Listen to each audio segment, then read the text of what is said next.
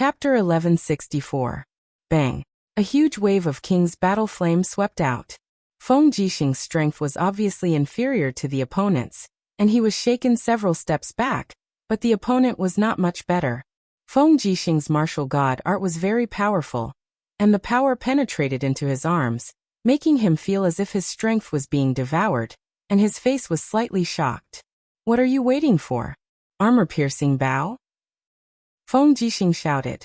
Behind him, more than a dozen soldiers of the iron armor camp raised their black muzzles and fired at the Holy King Realm expert in front of them. Suddenly, bullets flew everywhere, and the Holy King Realm expert could only take out his battle armor to defend, but the scorching heat and armor-piercing power of the bullets made him extremely uncomfortable. After all, he was not at the Divine Realm, and could not withstand such a barrage. After a round of shooting, Zhang Wei roared and swept his long saber across. "Bastard!" The opponent roared, grabbed Zhang Wei's long saber with one hand, and said angrily, "Trash like you want to kill me." Ka! With a crisp sound his head flew up, and Feng Jixing's saber ended his life, and blood splashed all over Zhang Wei. "Do you still think this is a one-on-one fight?" Feng Jixing kicked his body and shouted, "Defend the city, kill!" Waving the ice and fire blades in his hands, he advanced back and forth on the city walls, killing the soldiers of the Divine Feather Battalion one by one. As for Zhang Wei, Lin Sun and the rest, they became more and more courageous as they fought. One after another, the heavenly books blossomed on the city walls, sending off the soldiers of the Divine Feather Battalion who rashly rushed up the city walls. Hong! A burning light suddenly appeared on the city wall. It was Dora. For wings faintly condensed behind her, and the sharp sword in her hand was surrounded by the power of the law of black light. As soon as she appeared, she killed many people in succession, forcing a group of Imperial Army soldiers to retreat again and more soldiers of the Divine Feather Battalion behind her gathered in the blink of an eye, and had a great momentum. Feng Jixing raised his two sabers and charged over. At the same time, Xiang Yu also roared and transformed into a flaming beam of light that shot toward Dora. In the past, Xiang Yu had been defeated by Duo La. This was the disgrace of his life. Iron Shield formation, press forward. Lin Sun ordered loudly. On the city wall, countless soldiers of the iron-armored camp rushed up with their heavy shields, trying to push down the soldiers of the Divine Feather Battalion who had rushed up the city wall. In the air, Feng Jixing and Xiang Yu had already fought many rounds with Duo La. The two of them were fighting against one, but they were unable to gain the upper hand. Duo La's strength was maintained at the Holy King Realm, which was obviously a level higher than theirs. Lin Sun sheathed his sword and snatched a bow from his subordinate. He knocked an arrow and shot. Whoosh! The arrow pierced through the air with an ear-piercing sound as it headed straight for Dora's neck. Ha! Dora was startled and hurriedly dodged with his battle flames, but Feng Jixing's Crimson Phoenix saber swept across his body, shattering his battle armor. Combined with Xiang Yu's spear, which was imbued with the power of his martial soul, even someone as powerful as Duo La was blasted off the city wall. The shield formation continued to press forward, and cold gun muzzles extended from between the shields. They fired a volley of bullets at the Divine Feather Battalion. Instantly, those with lower cultivation were shot to death, and blood flowed all over the ground.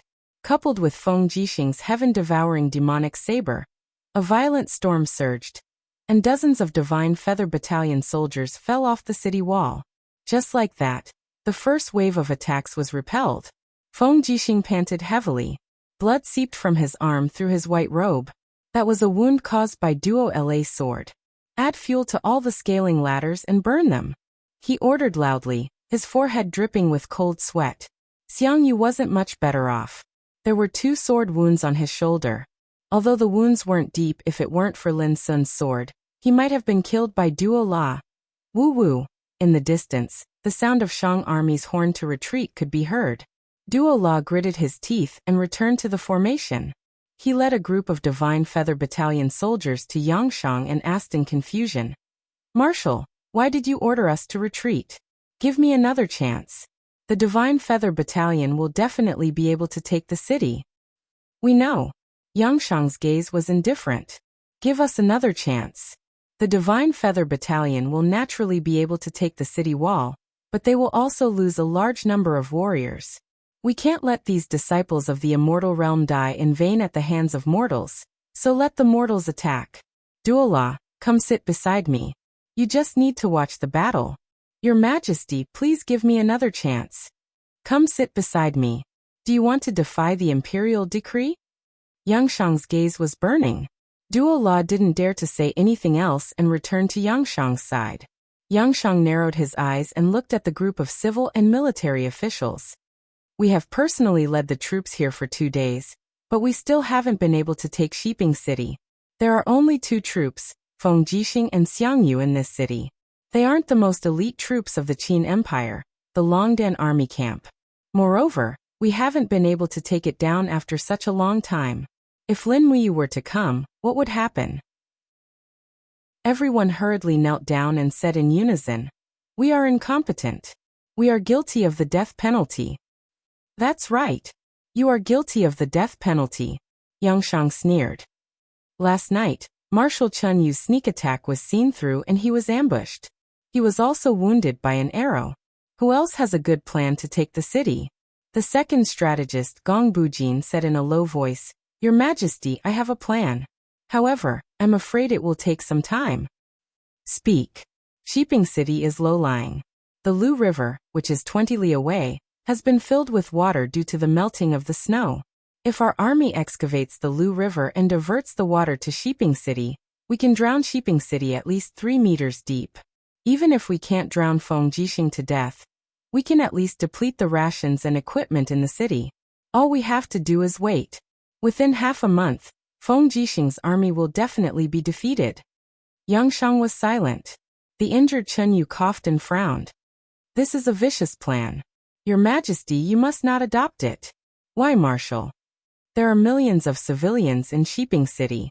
Once Shiping City is flooded, the ones who will die are the civilians. They were originally Your Majesty's subjects. Subjects. Yangshang smiled. They are but ants. If Marshal Chun Yu doesn't have a better plan, why don't our army try Mr. Gongbujin's plan? What do you think? Chun Yu frowned. After some thought he said, "I have an idea." "Oh, speak." "Let's do as Gongbujin says. Our army will no longer besiege the city. The 3 armies will retreat to high ground and send a large number of soldiers to excavate the Lu River." Gongbujin couldn't help but laugh. "Marshal Chun Yu, this is clearly my plan. Why do you say it's yours? This is only one of the reasons." Chun Yu smiled faintly and cupped his hands in greeting to Yangshang. "Your Majesty, our army has a total of 500,000 soldiers. We can store all of our rations in Huashi Commandery, which is 15 kilometers north of Shiping City. The 3 armies will dig the Lu River. Who do you think Feng Jixing is? Once he learns of this, he will definitely not sit and wait for death. Furthermore, both Feng Jixing and Lin Muyu are famed generals for raiding rations. I believe that they will definitely send elite troops out of the city to launch a sneak attack on Huashi Commandery. Our army can then set up an ambush in Huashi Commandery and defeat Feng Jixing's elite troops in one fell swoop. Then we can follow up our victory and attack Shiping City. What a good move to advance by retreating." Yangshang laughed heartily. "With Marshal Chun Yu around, I have nothing to worry about. Men, do as I say. Order the 3 armies to stop attacking the city and retreat to higher ground. Send all of our rations and supplies to Huashi Commandery." "Yes, Your Majesty." It was nighttime. Heavy snow swirled in the air, and Shiping City was deathly silent. On the city gate tower, the heater was no longer hot. Feng Jixing, dressed in a blood-stained cloak, gazed into the distance and muttered, "Has Yangshang really retreated? What is he trying to do?" Beside him, Guanxing said respectfully, "Our scouts have reported that Yangshang has indeed retreated. Most of his troops are camped in the mountains, and a portion of them are heading east." "East? What's in the east?" 10 kilometers away is the Lu River. The water level of the Lu River has already risen. Feng Jixing turned around and placed his hands on the map on the table. Could it be that Yangshang wants to flood Shiping City? It's highly possible. Guanxing smiled. They have been attacking for a long time and have suffered heavy losses. They can't afford to waste any more time. Once our southern army returns, they will attack from both inside and outside. The Shang army will be in a desperate situation. Is there any news from the southern army? No. We have just removed the wind attribute raw stones, but we still haven't received any news. It's possible that the messenger birds of the southern army have been mistakenly killed by the wind saw. This is really a headache. I haven't seen any scout bees in the past few days. Yes, those little bees seem to be hibernating. It's possible that they have been killed by the wind saw. This wind saw would rather kill the wrong people than let them go. Yes. The next day, the military report arrived at Shiping Prefecture again. This time, it was about Yangshang's army stockpiling rations. Fire County. Fire County. Feng Jixing buried his head in the map and looked around. Commander, Fire County is not marked. It is too small. In fact, it is only a small town. It should be in this position. Guanxing pointed at a certain place on the map. So close, Feng Jixing's heart raced. This was the most natural reaction of a famous general when he saw an opportunity. He said, about 15 kilometers. The cavalry will arrive in an hour. How much rations are there in total? About 1 million stones. They are all resources collected from the virtuous Sky Province and East Com Province. Guanxing smiled. Commander, this is too close. It's like they are giving it to us. Don't you find it strange? It is indeed strange, but it is also very tempting. Feng Jixing slowly sat down. Sometimes I know it might be bait, but I still want to take a bite. What should I do? Commander, do you really want to take a bite? Yes. Feng Jixing took a deep breath. Qingyu and Yangshang are bait for me. If I don't take a bite, wouldn't I be disrespecting them? Commander, what do you mean? Before Marshal Lin left, he left behind 2,000 winged clan members for me. These winged clan members are equipped with fire starters, so it shouldn't be a problem for them to burn 1 million tons of rations. Immediately pass down my order to mobilize the entire city. I order Zhang Wei to lead 30,000 men, and set off at midnight for Wuxia Prefecture with great fanfare. However, they are not to enter within a 5-kilometer radius of Wuxia Prefecture. The winged clan will mainly set the area on fire in the sky. Yes, Commander is wise. This subordinate will get to it immediately. Don't be in a hurry to leave. There is still a second order. Shiping Prefecture's 30,000 cavalrymen are to launch a surprise attack on the Shang army's camp at night. Since Yangshang has set the bait in Fire County, I will take the bait at Lu River. They will definitely not be on guard. Feng Jixing stood up and looked in the direction of Lu River, his cloak fluttering in the wind. Guanxing stood there in a daze. As the saying goes, the art of war is deceitful. He finally understood what was going on. Chapter 1165. After nightfall, there was no light in the starry night. The entire West Mountain province was shrouded in the curtain of darkness. In Wuxia Prefecture, a flock of crows remained silent on the withered branches. Every now and then a flock of them would take flight. The entire Wuxia Prefecture was filled with soldiers from all directions. Yangshang had deployed a total of 300,000 elite soldiers to ambush them here. But after a long while, all they heard was the clamor of Zhang Wei's troops from afar. Not a single person entered Wuxia Prefecture's granaries. Not long after, beams of light descended from the sky. These were the kindling materials thrown down by the Wing tribe. The granaries caught fire one after another. Because they had been piled up in a hurry, most of the granaries were connected together. Once the fire started, it quickly spread. Under the tree, the distant flames illuminated Yangshang's expression. He squinted his eyes and looked into the distance. Why haven't their aerial troops been attacked by the blades in the wind? Sun Qi frowned. I don't know either. Perhaps the blades are under Feng Jixing's control. Put out the fire immediately. Send the cavalry to flank the enemy from behind and kill them. Yes. At the same time, the camp on the banks of the Lu River was ablaze. Amidst the flames, the silhouettes of the Imperial Guards could be seen flying past. Feng Jixing was dressed in a white robe and personally led the troops to attack the camp. Wherever he passed, no one could stop him. The 30,000 cavalrymen killed whoever they saw. They broke through 3 camps in a row and killed countless enemies. Feng Jixing's 2 sabers were already dripping with blood.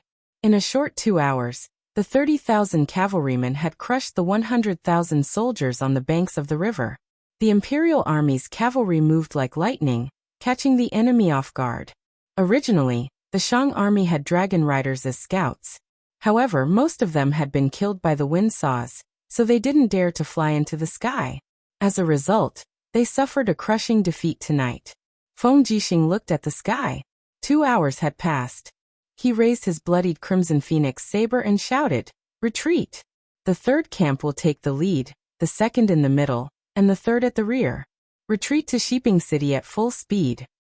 Yes, the drums rumbled. Not many of the 30,000 cavalrymen were killed. Like a gust of wind, they quickly disappeared into the night, leaving behind a messy Shang army campsite. At daybreak, the provisions camp in Huaxi Commandery was shrouded in smoke. The fire had finally been extinguished, but a large amount of provisions had been lost. In the central tent, Yangshang, who had received the military report, trembled. His chest was blocked, and he almost couldn't continue. He slammed the table with an ashen face and roared, "Why is it like this?" Lu River had nearly 200,000 infantrymen. How could they be defeated so easily? The commander, whose helmet was covered in blood, knelt on the ground, trembling, and said, "They came too fast, and they were all well-equipped cavalry. We didn't even receive any news before all the cavalry were killed. It was only when we heard the sound of hooves that we knew the enemy had attacked our camp, but it was already too late. 3 camps were breached consecutively, and we suffered more than 60,000 casualties. Trash. A bunch of trash." Yangshang flew into a rage. Soon she looked at the commander and said, "Your vigilance is too lax. What are you doing here? Are you waiting for His Majesty to chop off your head?" "Yes, this general will take his leave." He hurriedly left. How could this be? How could this be the result? Yangshang looked confused. "We used Huaxi Commandery as bait, with 300,000 soldiers as bait, but why did Feng Jixing use 200,000 infantrymen as bait? Is there such a fish in the world that would take the bait?" Sun Shi said, "Your Majesty, I'm afraid that Marshal Chen Yu's plan has already been seen through by Feng Jixing. That's why Feng Jixing attacked while we were unprepared, killing countless of our men at Lu River." "Chen Yu, what do you say?" Yangshang suddenly slammed the table with a murderous aura. Chen Yu sat there dejectedly and murmured, "This defeat is all my fault. I underestimated Feng Jixing's strategy. Your Majesty, please punish me. Chen Yu is willing to accept any punishment." "Men, remove Marshal Chen Yu's rank and demote him to Cheji General. I will temporarily take over the position of Marshal. Sun Shi will be the military advisor of the army. Immediately devise a plan to break through Shiping City." Yes. Chen Yu knelt there quietly. He had been demoted by 2 ranks in an instant, but he was not angry. Instead, he laughed. "What are you laughing at?" Yangshang said coldly. Chen Yu said self-deprecatingly, "I am not a match for Lin Muyu or Feng Jixing. I deserve this outcome. Your Majesty is wise." Yangshang's gaze swept across the crowd and said, "Let's discuss what we should do next. Our rations are already running low. Furthermore, Feng Jixing is currently at the peak of his power. I'm afraid we won't be able to take down Shiping City in a short period of time." Sun Shi said, "Marshal, Shiping City is also running low on rations. Even if Si Kongyao has hoarded a portion of rations, Shiping City's rations have always been supplied by the surrounding farms and counties. Almost every day, there are caravans transporting rations into Shiping City. However, after we besieged the city, the supply from the merchant associations and the caravans has been cut off. The rations for nearly 2 million people in Shiping City is not a small number. As long as we surround Shiping City, I am certain that they will collapse on their own." Feng Jixing, Lin Muyu, and the other generals from Shattered Cauldron Realm claim to be benevolent and righteous. They are not willing to eat humans, so they won't be able to hold out for long. Good. Immediately send orders to the surrounding counties to prepare rations. We can hold out, but Feng Jixing cannot. Yes. Yangshang's gaze turned cold. He looked at Chen Yu and said, General Qinyu, your hometown, Searing Han City, has always been famous for its abundance of rations. Since the front lines no longer need you, why don't General lead 500 cavalry back to Searing Han City and prepare rations on my behalf? The surrounding generals were stunned.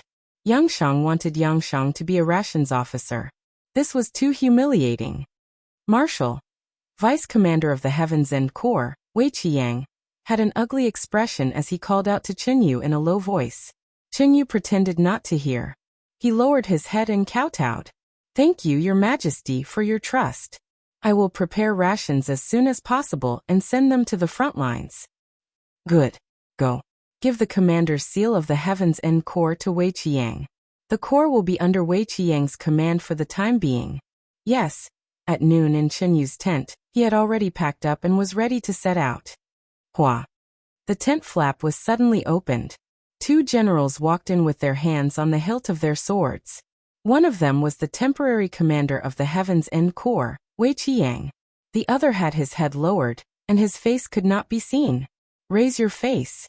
Qinyu said indifferently. That person raised his head. Instantly, Qinyu was shocked. Zhou Binlong. It was Zhou Binlong, the general who guarded Searing Han City and commanded the 200,000-strong Earth's End Corps. Yes, General. Zhou Binlong and Wei Qiyang knelt together. Your Majesty, we are all old subordinates of the Celestial Empire. Now that Your Majesty has suffered such humiliation, General Wei and I can't stand it anymore.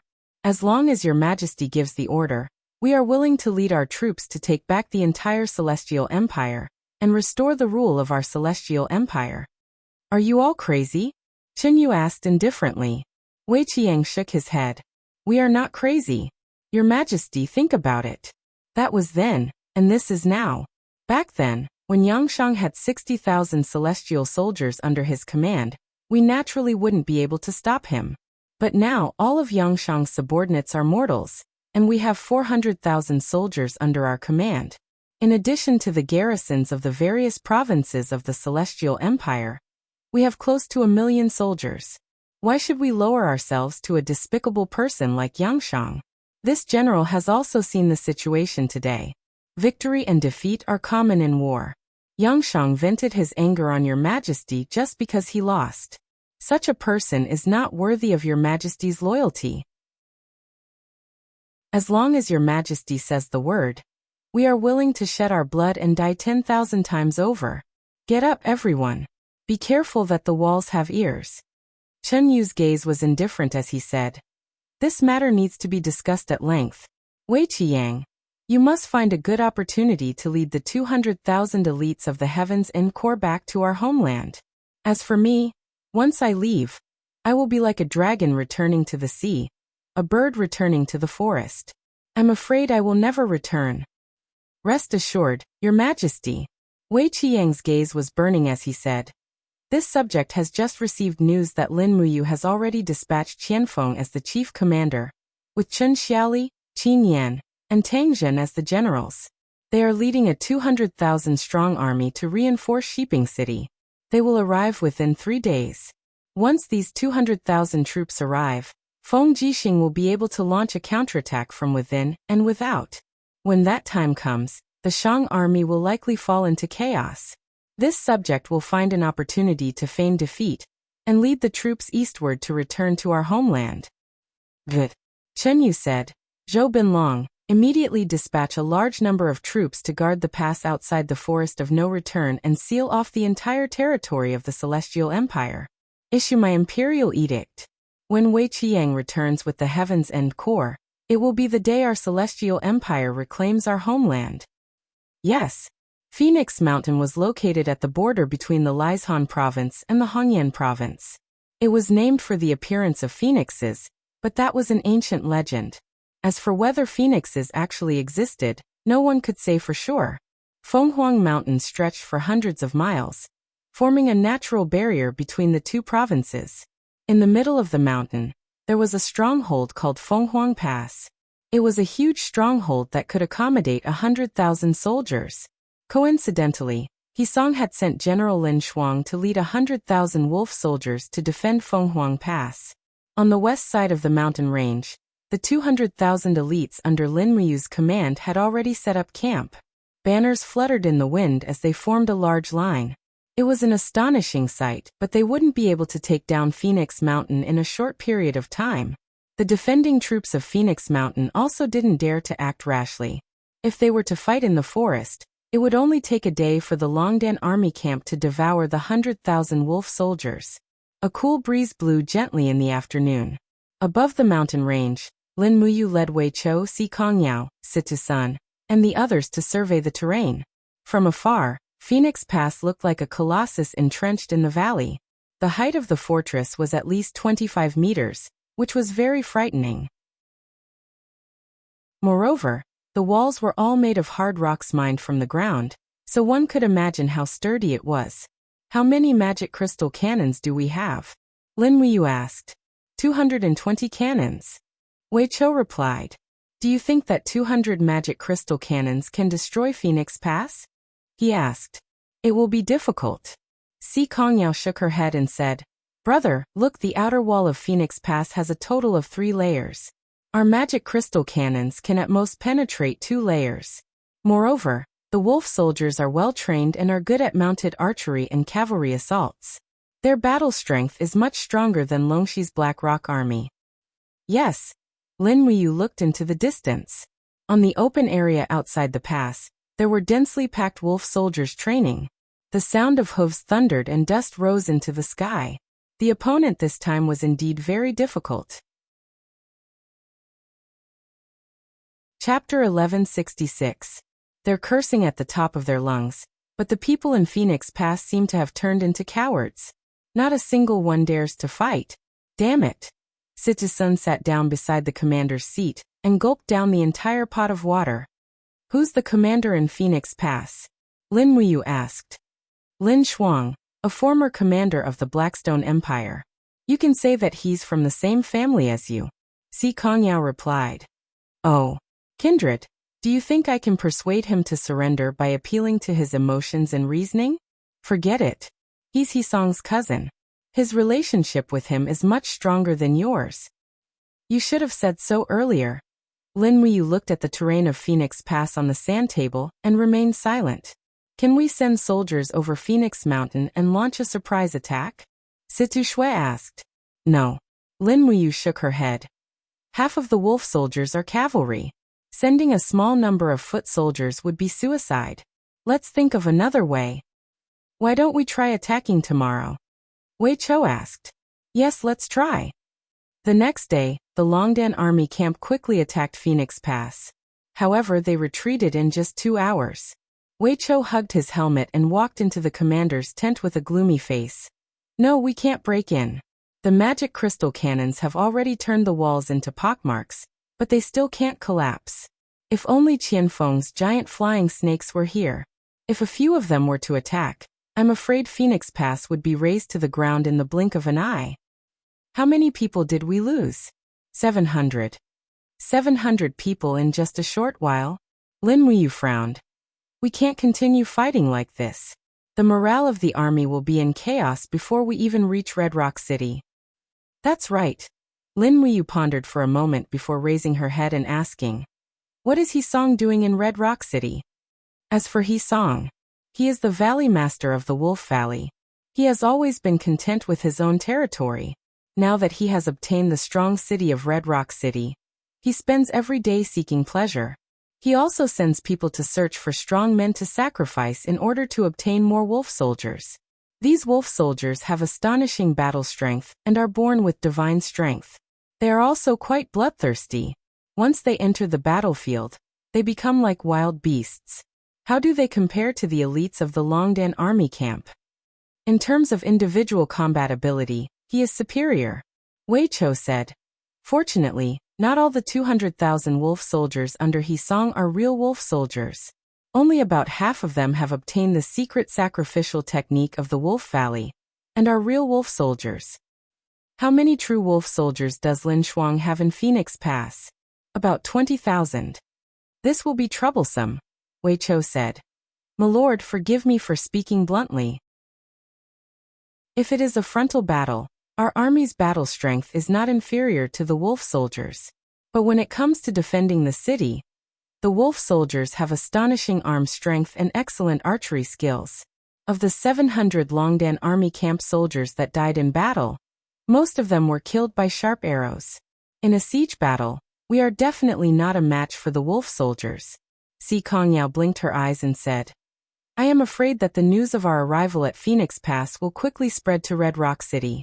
At that time, if He Song reinforcements his troops, our chances of victory will be even lower. That's right, Lin Muyu said in a low voice. We must end this battle quickly and take down Phoenix Pass. How? Situ-sun asked. In the afternoon, you will lead 5,000 men and continue to attack the city. Do not attack by force, feign an attack and try to reduce the losses. Is it because I spoke too much? That's right. Wei Chou smiled. My lord, do you have an idea? No idea, but if we continue to attack for a long time without success, Lin Shuang's troops will become arrogant. They will think that our army is tired and lacking in battle strength. This way, perhaps they will be able to take advantage of this. We will attack for 2 days and on the 3rd day, we will break camp and retreat 10 li before setting up camp. Wei Chao's eyes lit up. Haha. My lord, are you planning to use arrogant tactics? That's right. We can only lure Lin Shuang's troops out and exterminate them. Lin Muyu narrowed her eyes. But the key is whether or not Lin Shuang is a smart person. If he is, then it will be difficult. My lord, don't worry, Wei Chou said. I have already asked around. Lin Shuang is greedy and ruthless. In the 6 months he has been guarding the Red Cliff province, he has killed soldiers and raped women. Moreover, he has a violent temper. Other than listening to He Song, he has no other good points, but He Song seems to have given him an order to defend the city and not leave. Then let's wait and see. Loyalty to He Song and achievement in killing the enemy. Which of these 2 choices will he choose? Haha, this subordinate understands. 2 days later, the Longdan army camp and Baizé mercenaries retreated 10 li and set up camp again. They had already shown signs of retreat. In the middle of the night, light snow fell from the sky. It came just in time. The curtain of snow seemed to boost the enemy's courage. There were dense forests on both sides of the official road. Lin Muyu personally led 100,000 elites to lie in ambush on both sides of the road, while Wei Chou led 100,000 people to guard the camp. The world quickly turned pale white. Everything seemed so quiet. If Lin Shuang came, then it would be a great merit. If not, then the 100,000 troops would freeze in the snow for a night. Lin Muyu's move could be said to be a huge gamble. Time passed bit by bit, and in the blink of an eye, it was already late at night. Everyone seemed a little anxious. Will they really not come? Lu Bai frowned. Don't talk nonsense, they will definitely come. Si Kongyao glared at him. Lin Muyu squatted in the grass on the snowy ground, looking into the distance. She held the Xianyuan sword in her hand and said, If they don't come, then I can only forfeit my salary for half a year to comfort the soldiers. Si Kongyao smiled sweetly. What if they come? It's best if they come. We have to make sure that Lin Shuang doesn't return alive. After wiping them out, we will immediately attack Phoenix Pass and use the Dragon Riders and Xingtian army's advantage to break through the city. And they waited until the sky was already beginning to brighten, and the snow had already covered their boots, but Lin Shuang still hadn't come. Situ Sen's hand that was holding the sword was already numb from the cold. That brat Lin Shuang can't be that cowardly, right? If he doesn't even dare to come, then what kind of battle is he going to fight if he's so cowardly? Don't worry, we're almost there. Lin Muyu suddenly smiled. Big Bro sensed it. And 5 li out. Situ-sun was overjoyed. All troops be on guard. Don't take action yet. Wait until the cannons sound from the camp, and then we'll slaughter our way out. No one is allowed to make the first move. Everyone said in a low voice, Yes. Sure enough, not long after, the sound of hooves could be heard. On the official road in the distance, densely packed cavalry galloped over. There seemed to be about 20,000 cavalrymen, and the rest were infantry.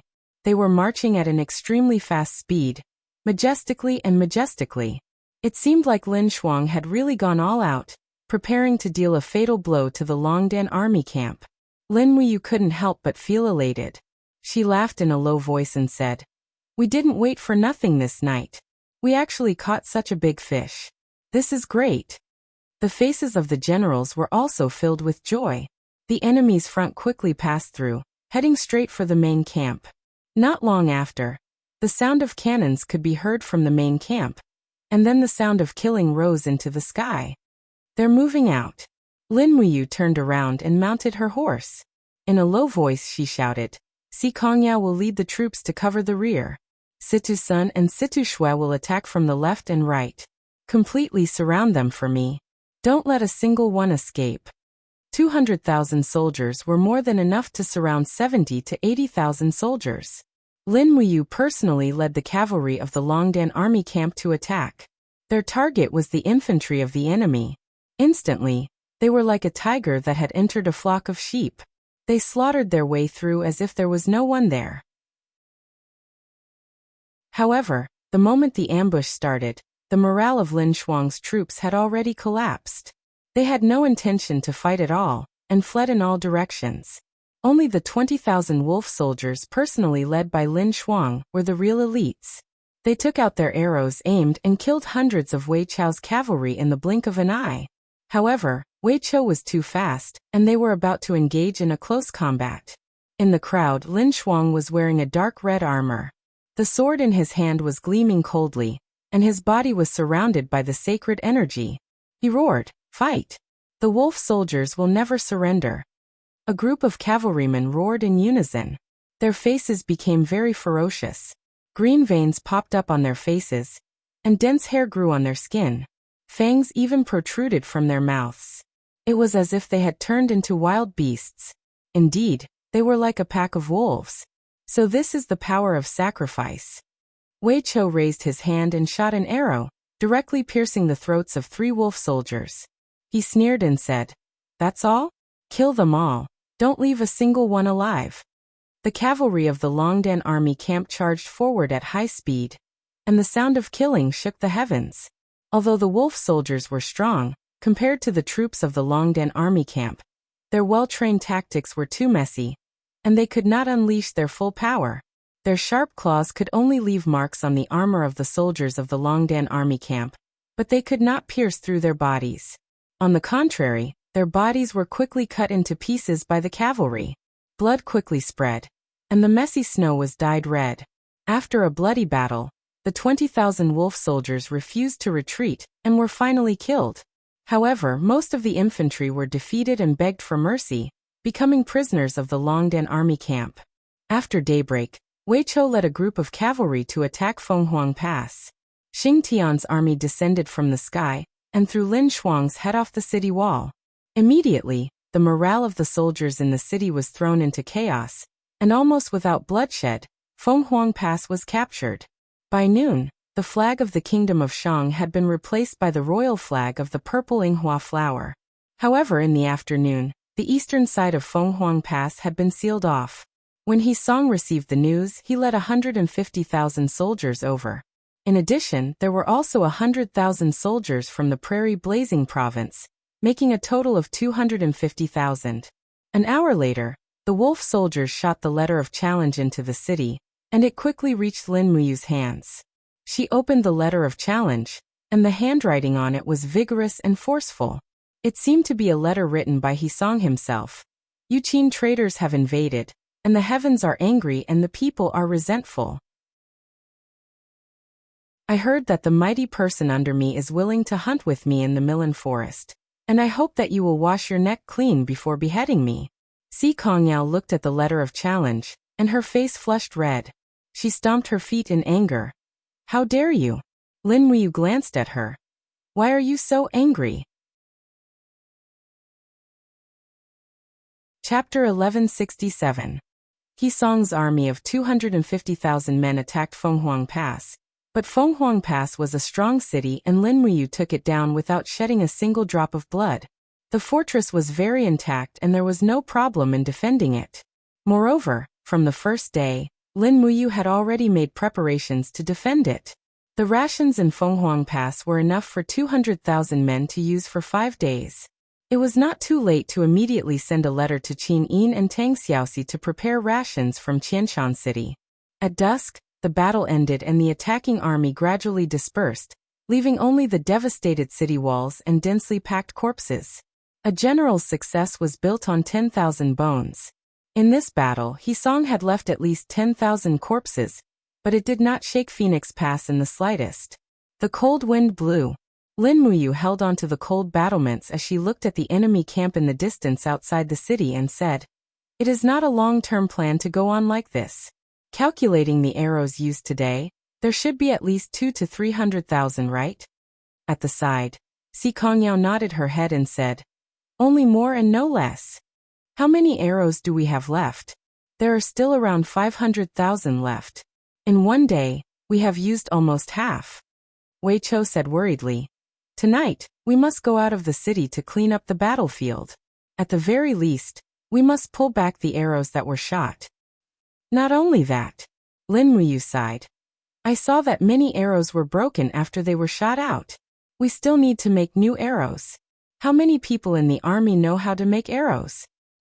"Most of them only have a rough understanding, but there are not many who can make fine arrows. Most of the arrows that we brought were made by the archery masters of the Ministry of War." Wei Chou smiled. "Forgive me for speaking bluntly, but if the soldiers were to make arrows, the lethality would at least be reduced by half or perhaps even more." Lin Muyu frowned. "Yao, are there any local archery masters?" "Yes." Si Kongyao gave a definite answer, saying, "The Blackstone Empire has always been militaristic, and many of the people in the prefectural cities rely on the military to make a living. Every prefectural city has at least 100 arrow craftsmen, swordsmiths, and the like. If brother needs them, I will immediately send people to invite these arrow craftsmen over. But the remuneration cannot be low. They are a group of people who make a living by making arrows." "No problem." Lin Muyu turned around and said, "When I came here, I saw a large bamboo forest on the hillside behind us. This bamboo forest can be cut down and used as tree trunks for arrows. Go and do it, the more the better, the faster the better. Don't worry." Si Kongyao blinked her eyes and said with a smile, "An archery master and 2 apprentices can make at least 100 arrows a day. I will invite all the archery masters in the nearby prefectural cities, and they can make at least 200,000 arrows a day for us. Let's give them the payment from Thousand Mountain City's treasury." "All right." Si Kongyao turned around and left, while Lin Muyu once again looked into the distance. "My lord, are you planning to wear down the morale of Hisong's wolf soldiers? Otherwise, with your personality, you would never adopt a defensive strategy," Wei Chou asked with a burning gaze. Lin Muyu laughed bitterly. "That's right, you saw through me. You've seen it too, Wei Chou. The individual strength of the wolf soldiers is just too strong. Previously, Lin Shuang only had 20,000 wolf soldiers, but he was able to wipe out 10,000 of our elites. If Hisong's 80,000 wolf soldiers were to swarm us, I suspect that even if the tens of thousands of cavalry in the Longdan army camp were to win, there wouldn't be many left." Wei Chou said with a faint smile. "My lord, you've thought it through. I also think so. It's really unwise to fight against the wolf soldiers. These wolf soldiers are greedy and belligerent. Their strength and speed are far better than ordinary people. Their only shortcoming is their intelligence. If we can keep them busy for a long time and wear out their patience, I'm afraid that these wolf soldiers will collapse on their own.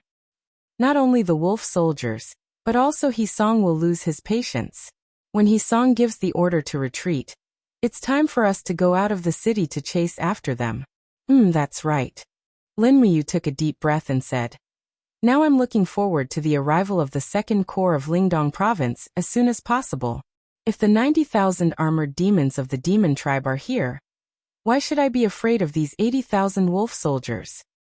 Even if the army of armored demons arrives, the first reinforcement will be from Xishan Province, which is relatively close. We still have to rely on ourselves." Wei Chou broke Lin Muyu's fantasy. Lin Muyu couldn't help but laugh. "I'm just thinking about it. I don't have a real plan." "My lord." Wei Chou suddenly wanted to say something but stopped on second thought. Lin Muyu looked at him and asked, "What's the matter?" I want to ask you a question. Say it. What do you want to ask? Wei Chou took a step back and respectfully cupped his hands, saying, My lord, we have now conquered Xishan province and Liaishan province. Soon, we will naturally be able to conquer Hongyan province and Liaoyuan province. By then, half of the celestial pole continent will be in our hands. My lord, you have made outstanding contributions, and your words in the army carry enormous weight. It can be said that you have the power to overturn the world.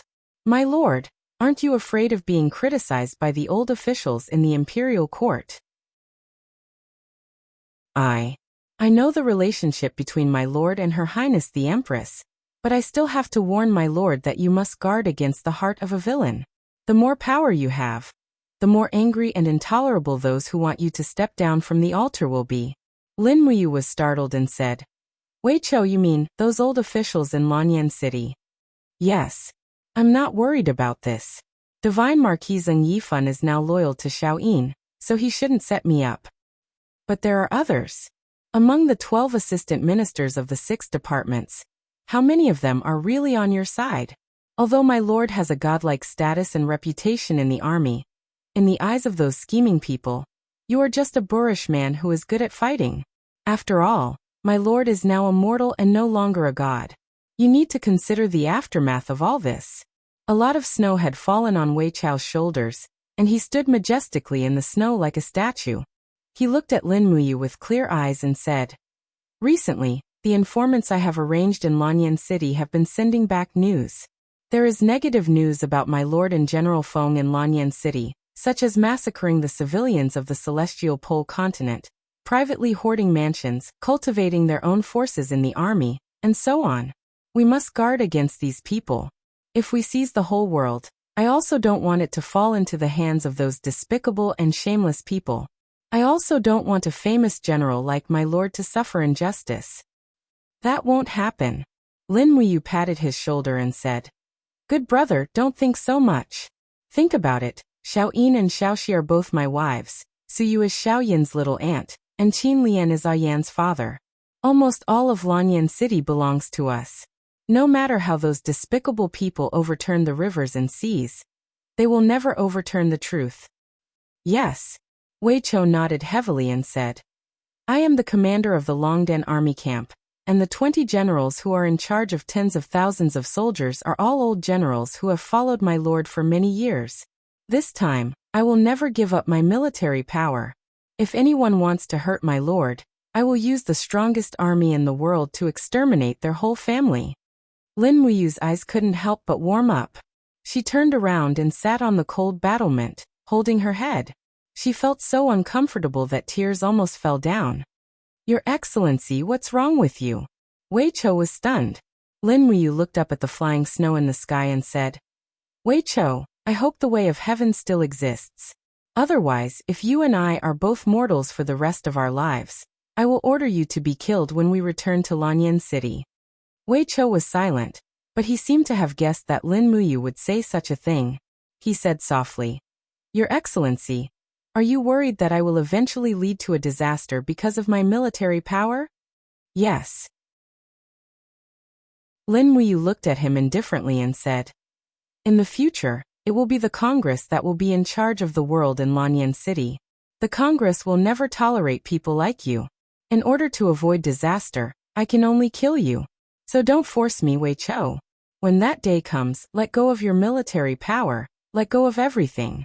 You and I, as brothers, will leave this trouble. Wei Chou knelt on the ground with one knee firmly, tears welling up in his eyes. I just don't want to see a famous general like you suffer injustice. I am just a pawn on your chessboard. I never thought that your Excellency would treat me as a brother. No, you have always been. You have been since we were in the Eagle's Nest camp. You are the most trustworthy brother. Lin Muyu helped him up and said, Remember, don't be obsessed with power and wealth. They will devour you like a whirlpool. In the future, when we succeed, you and I, plus Feng Jixing and Situ Sun, will take our families and leave this whirlpool of power. There are many places in the world where we, Xiaoyao, can live freely. Yes, thank you, Your Excellency. Wei Chou gritted his teeth and said, I, Wei Chou, will never hold a military power for myself. I will be loyal to the Empire and to our friendship for the rest of my life. Don't say so much. Situ-san has just ordered the dead horses to be roasted. Come in and drink with me to warm up. It's spring, but it's still so cold. Yes, it's really cold.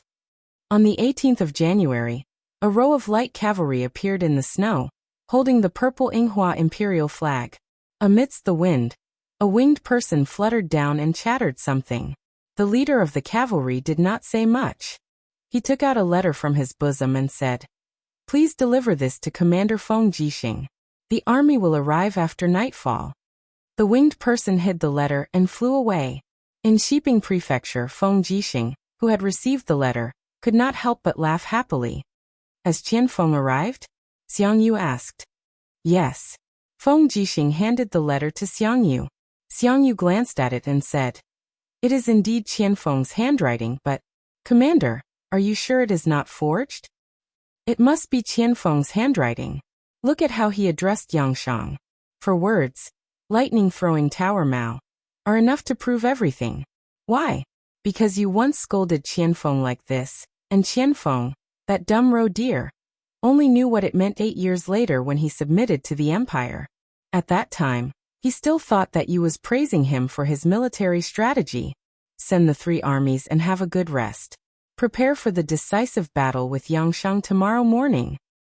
"Yes, Your Excellency." Chapter 1168. On the 19th of January, the intermittent snowfall stopped once again, and the warm sun shone on the land. The sound of war drums reverberated across Jianlongjiwen. This fertile land had become the best battlefield. The Yangshang army had always been known for its cavalry's prowess, and Qianfeng was also very confident in the Qin army's positional warfare. They had already set up their formation before dawn. Looking from Shiping City, the fertile land to the east was densely packed with people. The violet flower imperial flag and the dark blue uniforms of the Empire's soldiers formed a sea of blue.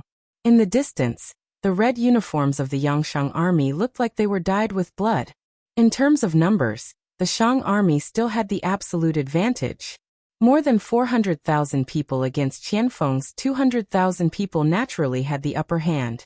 However, there were still more than 100,000 people under Feng Jixing in the city. Once they left the city, the outcome would be hard to predict. Who's Qianfeng's vanguard? They've already set up their formation. Xiang Yu frowned.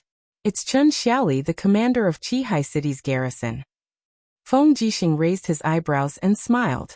Chen Xiaoli was originally a general of the Tang family. She's like a snow wolf in the north, good at seizing opportunities and tearing open the enemy's flaws with fierce attacks. Just wait and see.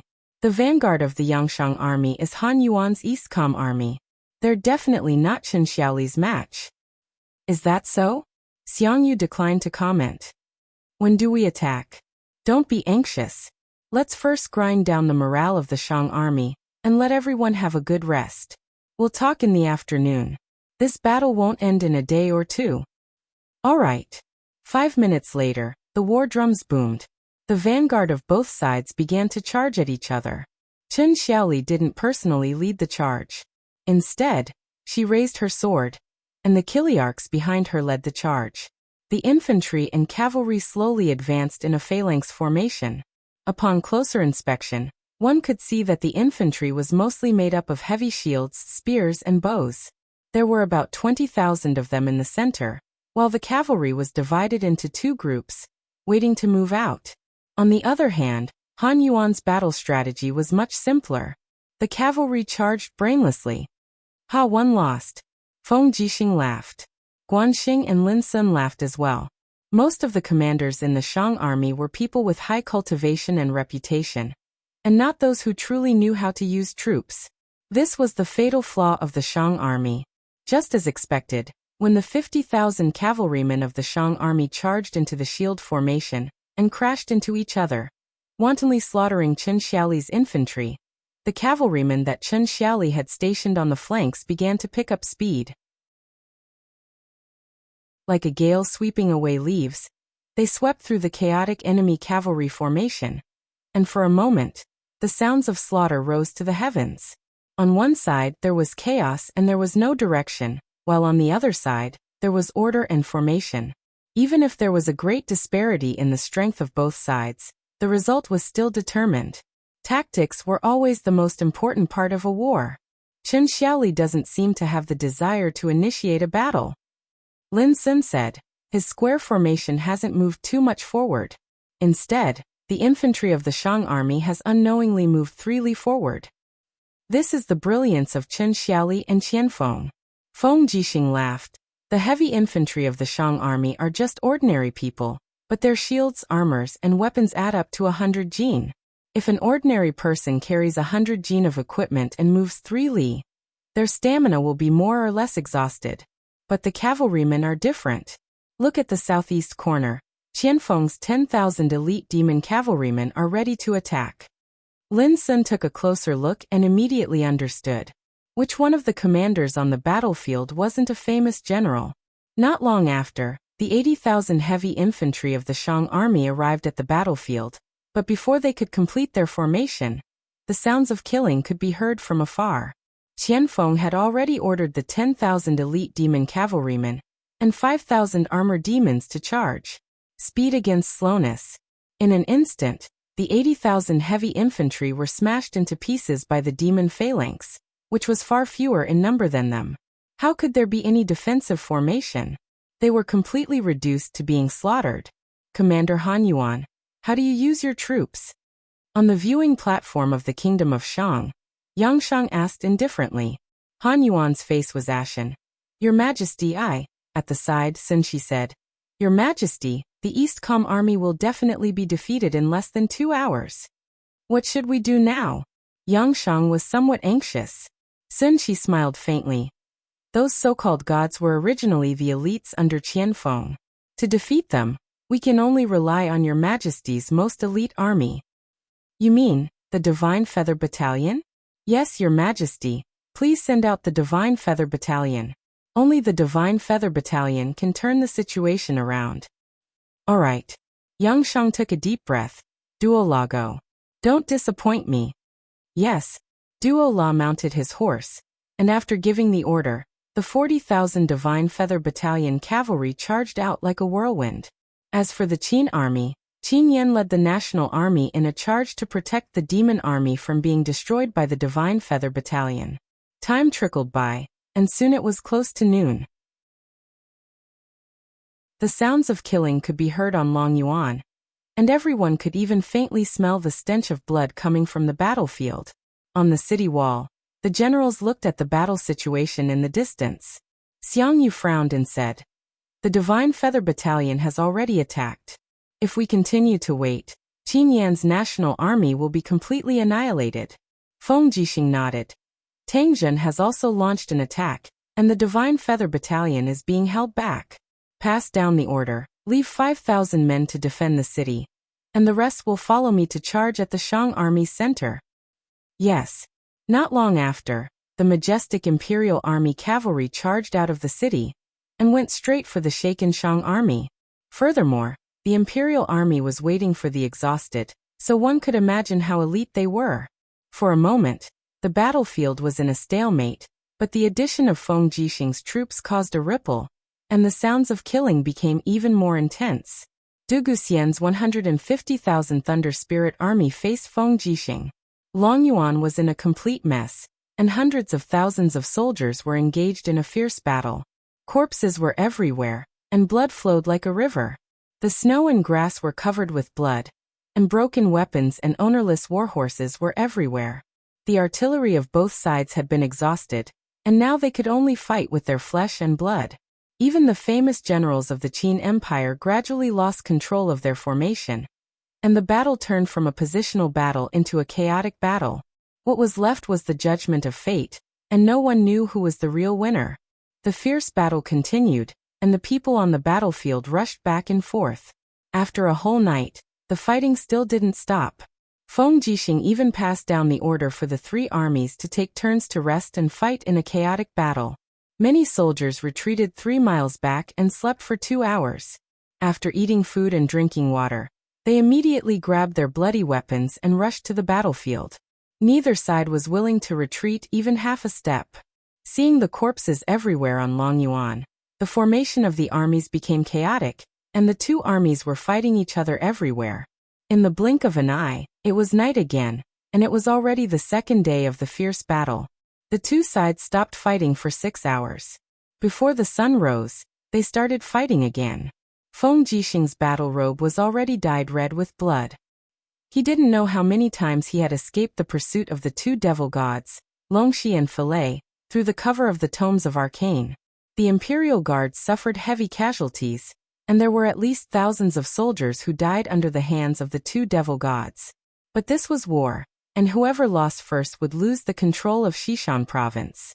In the dark night, the torches were almost all extinguished. Feng Jixing's face was covered with blood.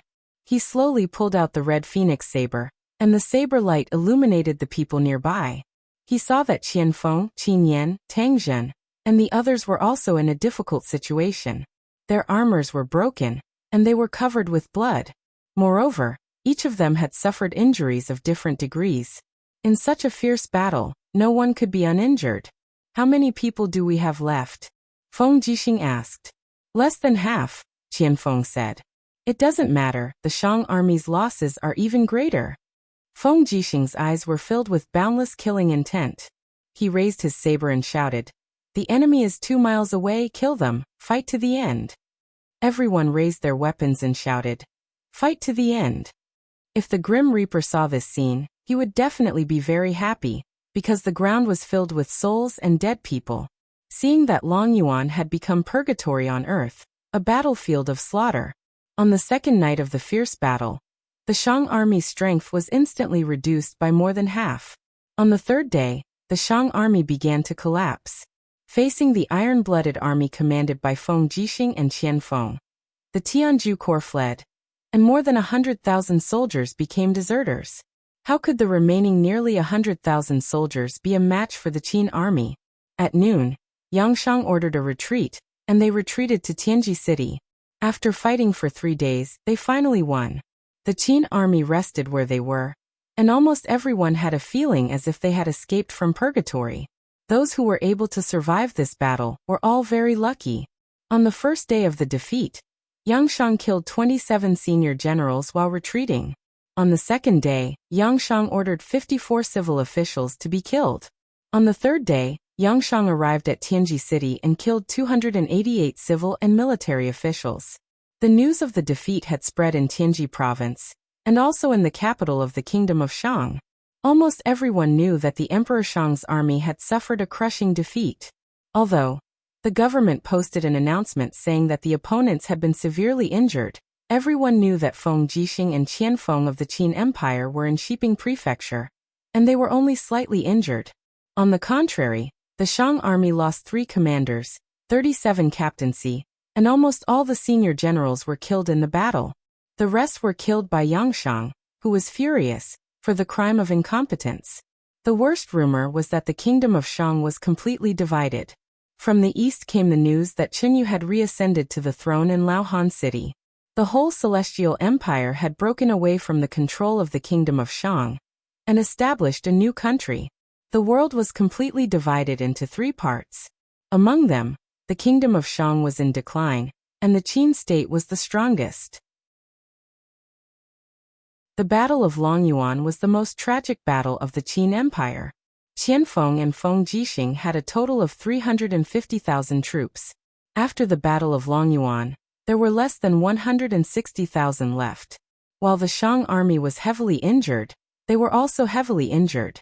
After all, most of the soldiers of the Kingdom of Shang were new recruits, and so were the troops of Shiping Prefecture. They were poorly trained. If it weren't for the lack of training of the opponents, perhaps Feng Jixing and Qianfeng would have been annihilated. Chapter 1169. After 2 whole days, the corpse collection team still hadn't completed their task of cleaning up the battlefield. However, most of the weapons and armors had been transported into the city. After all, the Shang army was only defeated, but not dead. Shiping Prefecture, Feng Jixing was overseeing things. His right arm was wrapped in gauze, and his face was a little pale. Probably because he had lost too much blood. Even the pen he was holding was trembling. He signed the words Feng Jixing on the document from the Military Supply Department. Deputy Commander, you should rest more, Tang Jin said in a low voice. How can I be in the mood to rest? Feng Jixing laughed bitterly and said, there are still hundreds of thousands of corpses outside the city that haven't been buried. Although loyal bones are buried everywhere, we should at least collect the corpses of the fallen warriors with dignity, right? Have the scouts returned? Has the Shang army made a move? Also, has there been any movement from Chen Yu's troops? Qin Yan cupped his fists and said, reporting to Deputy Commander, after this battle, less than half of Yangshang's 550,000 troops remain. Chen Yu has already fled to Scorching Han City with more than 100,000 troops from the Heaven's End Corps. Yangshang only has 100,000 troops from the Divine Feather Battalion, East Com Corps, and Thunder Soul Corps. According to the scouts' report, these troops have already left Xishan Province and are stationed at the border of Tianji Province. For the time being, Yangshang will not be able to fight again. Instead, we need to be wary of Chen Yu. Oh, Chen Yu has made a move? Not for the time being. However, it is said that a day ago, Chen Yu announced the restoration of the Celestial Empire in Scorching Han City. Chen Yu proclaimed himself as the emperor and appointed Wei Qiang as the marshal, Zhou Binlong and Huang Wanxin as the vice-marshals. He has also reorganized the major corps. Today, the Celestial Empire has at least 800,000 troops. Compared to Yangshang, the Celestial Empire is our biggest enemy. Feng Jixing nodded and sighed. In a short time, Chen Yu will certainly not declare war on us. He knows better than anyone how elite the Qin Empire's army is. Don't worry. Yes. Beside him, Zhang Wei said, Commander, we have mobilized all the tailors in Shiping City and the nearby commoners to sew the royal flags for the fallen soldiers. However, there are only 70,000 of them. The cloth and paint are too scarce. Use the supplies from the Military Supply Department. Prepare them for me. Feng Jixing's gaze turned cold. They were originally young farmers, hunters, and craftsmen who joined the army to serve the nation under the Empress's edict. Now that they have died in battle in a foreign land, if we who are still alive don't have a royal flag to bury their bodies with, how can we, who are still alive, face them after we die? Is it just because I'm the deputy commander and you're the deputy commander? Zhang Wei cupped his fists and said, Yes, I will do my best to supervise. Feng Jixing looked at Chen Xiaoli again and said, General Chen, you must complete the collection of the corpses as soon as possible. Fortunately, the weather is cold and the corpses won't rot. However, it's hard to guarantee that the wolves in the mountains won't come out to hunt during winter. I don't want the corpses of any of the Empire's martyrs to become food for hungry wolves. Yes. Chen Xiaoli bowed and said, I have already sent people to guard the corpses day and night and drive away the wild beasts. Deputy Commander, please don't worry. However, Deputy Commander, a total of 200,000 soldiers have died in this battle. Where do you plan to bury them? Bury them under the Green Mountains at the edge of Jianlong Plain. Bury their corpses together according to the state funeral etiquette. Yes, Marshal. Please give me another 10,000 men and horses to speed up the construction of the tombs. Okay. Feng Jixing looked at the generals and said, Why isn't everyone saying anything? Qin Yong and Qian Feng were silent. After a while, Qian Feng said, This is the most tragic battle I've ever experienced in my life. Even now, my stomach is still twitching. When I close my eyes, it's as if I can see the desperate scene of the soldiers. Lin Sun sat there blankly with a blank gaze. He said, This battle has really scared me. I'm even tired of fighting. Heh. Deputy Commander, you won't look down on me, right? Why would I? Feng Jixing relaxed his brows and said, It's not only you guys. I'm the same. I'm also human. So many people died in battle. The people beside me fell one by one, and were badly mutilated. Last night, I also rested for a while, and kept having the same nightmare. They were all the wronged souls of those who died in battle, so I was so scared that I didn't dare to sleep anymore. Looking at the dispirited looks of the generals, Feng Jixing smiled and said, Cheer up. In this battle, the souls of 200,000 brave warriors established the supreme power of the Qin Empire in the celestial pole. They didn't die in vain. Her Highness Yin will also confer them the title of martyrs. Their names will all be engraved on the nation-guarding monument. Everyone nodded their heads in delight. Qin Yan said, "I've just received Yu's letter." After Her Highness Yin and Princess, she learned of the bloody battle in Jianlong Plain. They rushed over overnight. They will probably arrive in a day. Her Highness the Empress wants to personally hold a funeral for the soldiers who died in battle. Feng Jixing smiled slightly. Send Yu's letter to Lin General, and tell him that the West Mountain Province has been defended. Let him concentrate on cleaning up the remnant enemies in the southeast. Yes. Qin Yan cupped his fists and then said, "But Deputy Commander, Big Brother's side isn't some crippled enemy. That's the 300,000 elites He Song commands. Big Brother's days are definitely not going to be too easy. Don't worry. You will win. He is more powerful than any of us." Feng Jixing smiled playfully, much more powerful. Fenghuang Pass. Lin Muyu had led the Longdan army camp to guard this place for close to 7 days. He Song's wolf soldiers had attacked almost every day, but were still unable to achieve any success. Below Fenghuang Pass, corpses were piled up. He Song almost threw down thousands of corpses every day. Today they only lost 3,000 people in battle before retreating. In the meeting hall, Wei Chou sat down and said, "It seems that He Song has lost his patience. How many wolf soldiers have been lost? Have they been calculated?" Lin Muyu asked. "Approximately 10,000. In that case, He Song still has 70,000 wolf soldiers left." Lin Muyu muttered to herself before saying, "In these 1 or 2 days, He Song will definitely give the order to retreat. Pass down the order to let everyone have a good rest. Every meal is to be full and be prepared to attack at any time." "Yes." Situ's son narrowed his eyes and smiled. "How does Lin General intend to fight this battle? Currently, He Song still has close to 200,000 elite soldiers in his hands. They are exhausted and their morale is declining. They can no longer be considered elite." Lin Muyu looked at the sand table and said, "Both the inside and outside of Milin are plains. The trees in Milin are also very sparse. It is very suitable for field operations. Our Longdan army camp and Baizé mercenaries have a total of nearly 100,000 elite cavalry. This time, it is up to these cavalry to render meritorious service." Si Kongyao was startled. "How does brother plan to fight?" "As long as He Song retreats, immediately send out cavalry to chase after him. Wave the flag and shout that the wolf soldiers have been defeated, disrupting their morale. All 100,000 cavalry will go out of the city and chase after them. Bring along magic crystal crossbows. Wherever He Song's wolf soldiers escape to, we will chase after them until they are completely annihilated." Lin Muyu's eyes were cold. "If we don't destroy He Song's wolf soldiers, they will become a big problem for us sooner or later." Brother is right. The wolf soldiers are cruel and have the possibility of ascending to the demon god. So it is best to annihilate them as soon as possible. However, if it is just cavalry, I am afraid that we cannot destroy all of He Song's troops. So Yao Yu and I, together with the 2 generals, Wei Chou and Sun Shui, will lead the cavalry to pursue and kill them. As for Liu Bai, you will lead the remaining 200,000 infantry soldiers to attack and kill He Song's remaining troops as quickly as possible. Kill them or capture them. After you have achieved meritorious service, I will ask Xiao Yin for your contribution and give you a 2nd-rank military rank." Liu Bang immediately knelt down.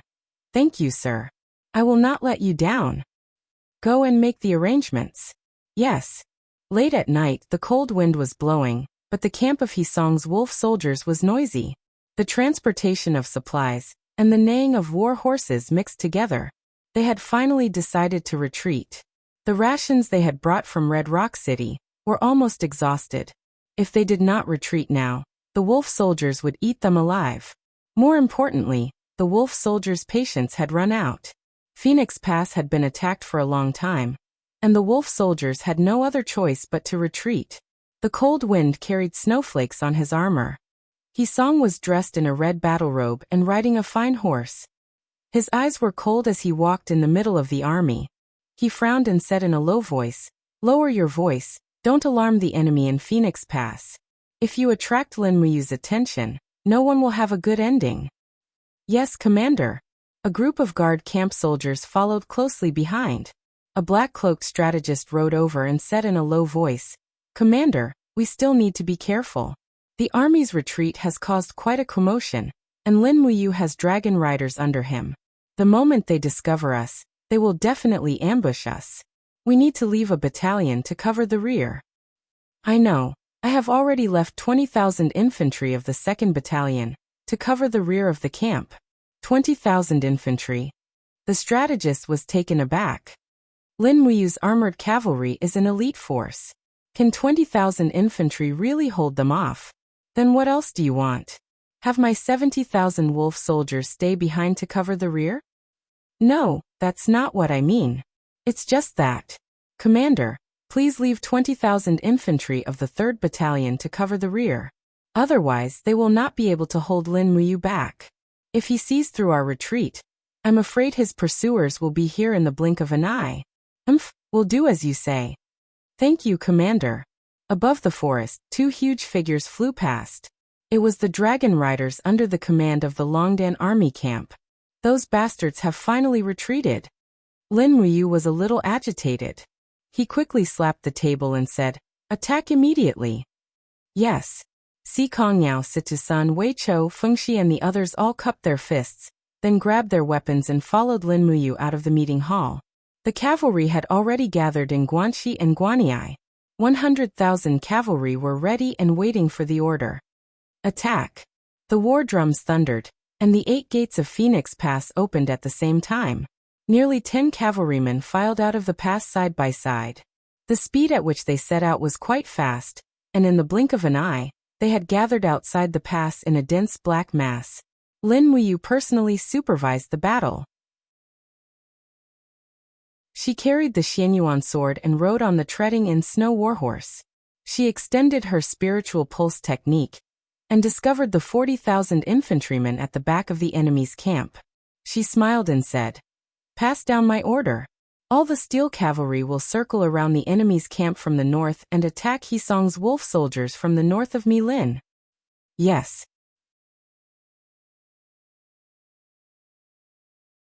Chapter 1170. Hisong would never have thought that Lin Muyu could bypass the army at the rear with the mobility of the iron cavalry and go straight to the main force of the wolf soldiers. In the dark night, it was pitch black everywhere in the forest. Only the faint roar of the dragon came from the air, which made people shudder. Everyone knew that there were no dragon riders among the 200,000 wolf soldiers. Once they heard the roar of the dragon, it could only mean that the Longdan army camp had come. At the rear of the main force of the wolf army was a group of 10,000 light cavalry. Originally, the speed of the light cavalry should have been very fast, but the grass had been cut off 2 days ago, and the fertile land was covered in snow. In fact, the wolf army had not eaten for 2 days, so how could they have the strength to run? From the rear, there was a continuous dense and heavy sound of hooves. From the sound of the hooves stepping on the snow, it could be judged that they were all heavy cavalry. Otherwise, the sound would not be so heavy. Captain C, who was in charge of the rear, was livid. He raised the spear in his hand and said, "Prepare for battle. They are coming." As soon as he finished speaking, suddenly there was a blue light in the dark night sky. It was the magic crystal crossbow. Whoosh, whoosh, whoosh. The magic crystal crossbow quickly fell into the group of wolf soldiers and exploded in the blink of an eye, like beautiful blue flowers blooming. The amazing destructive power engulfed the bodies of the wolf soldiers and the horses, illuminated the sky, and set the surrounding trees on fire, providing excellent illumination for the army of the Qin Empire. The enemy was in the light while they were in the dark. This was the best fighting environment. Clang. The golden light was very dazzling in the night sky. It was Lin Muyu's Xianyuan sword. Without saying a word, he spurred his horse and charged straight over. Situ-sun, Si Kongyao, and the others also spurred their horses and galloped over. Groups of iron cavalries quickly killed the light cavalries of the wolf soldiers. In close combat, the light cavalries were no match for them at all. They could only be killed. The army swept over like a whirlwind, killing 10,000 light cavalries. Moreover, Lin Muyu did not need a second cavalry attack at all.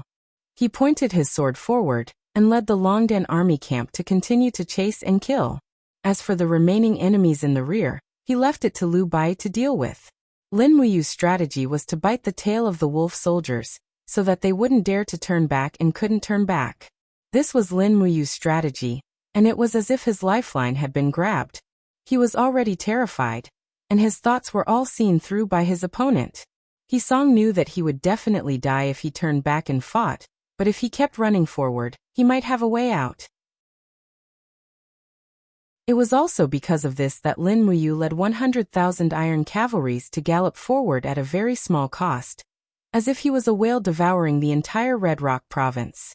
At daybreak, the mountains and plains for hundreds of miles were covered with the corpses of the wolf soldiers, but the chase did not stop.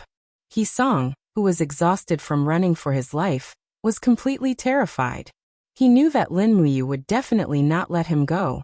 Although He Song used to be the valley master of the Wolf Valley and had astonishing strength, he was now only at the Holy King realm, while Lin Muyu was at the Holy Heaven realm. If he encountered Lin Muyu, he would die in 3 moves. Lin Muyu could not tolerate him. Amidst the hurried galloping of horses, He Song looked up at the sky and started cursing. Damned heavens, you gave Filei, Jin Chong and Longxi demon bodies, but why are you so harsh on me? Is it not enough that I sacrificed 100,000 lives in Red Rock City to sacrifice my wolf soul? If I, He Song, am not fit to be a demon, then what right do Filei and Jin Chong have? However, heaven's will could not be defied. A captaincy, whose sword was stained with blood, rushed over and said in a low voice, "Commander, we can't run anymore. If we keep retreating, we will lose without even fighting." "What do you mean?" He Song said coldly. "Do you think we have a chance of defeating Lin Muyu if we turn around and fight now? But at least we will die for the Empire. We won't die so pitifully. Commander, this lowly general requests a battle." "Pa," He Song sneered. "Who are you going to die for? Whose empire is this? Are you going to die for Yangshang? Do you think Yangshang cares about an ant like you? This lowly general." Captaincy was speechless. Goddamn Lin Muyu. He Song raised his head and looked into the distance. "Despicable scum, lowly scum, using petty tricks to drag down my 200,000 wolf soldiers. Despicable and shameless." Captaincy said, "Commander, are we really not going to fight?" "Fight," He Song said indifferently. "I will lead the Central Army and continue to retreat. Pass the order to the left and right armies with 15,000 soldiers each. 30,000 wolf soldiers will intercept Lin Muyu at the canyon behind and kill them." Yes. At noon, 30,000 exhausted wolf soldiers gathered in the valley. They dismounted from their horses and chewed on tasteless dry rations. They drank water from melted snow. Their faces were filled with fatigue. After running continuously for a night, the war horses could no longer run. Many of the thoroughbred war horses were even exhausted to death. Even if there was a battle, it was estimated that the cavalry would not be able to be used. "Forget it, let them go. These war horses can't fight anymore." Captaincy murmured. "Pass the order down. Everyone fight on foot and prepare to meet Lin Muyu's army. They will be here soon." "Yes." Everyone put away their rations, pulled out their swords and spears, and formed a square formation to wait for their pursuers. At the entrance of the valley, the sound of horses' hooves rumbled.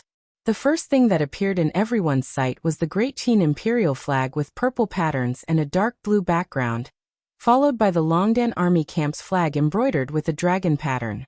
War horses snorted and heavily armored cavalry appeared in the valley. Lin Muyu's cavalry was also very tired. The war horses dragged the heavy soldiers for 100 li. Even a 1,000 li horse could not bear it. At the front of the army, Lin Muyu was wearing a white imperial forest armor. She dismounted and led the treading snow warhorse into the valley step by step. The soldiers behind her also dismounted. Wei Chou asked, "Sir, are we going to fight with them as infantry?" "No, pass the order for the entire army to dismount, and let the warhorses rest for the time it takes for a joss stick to burn. Then we will mount and charge."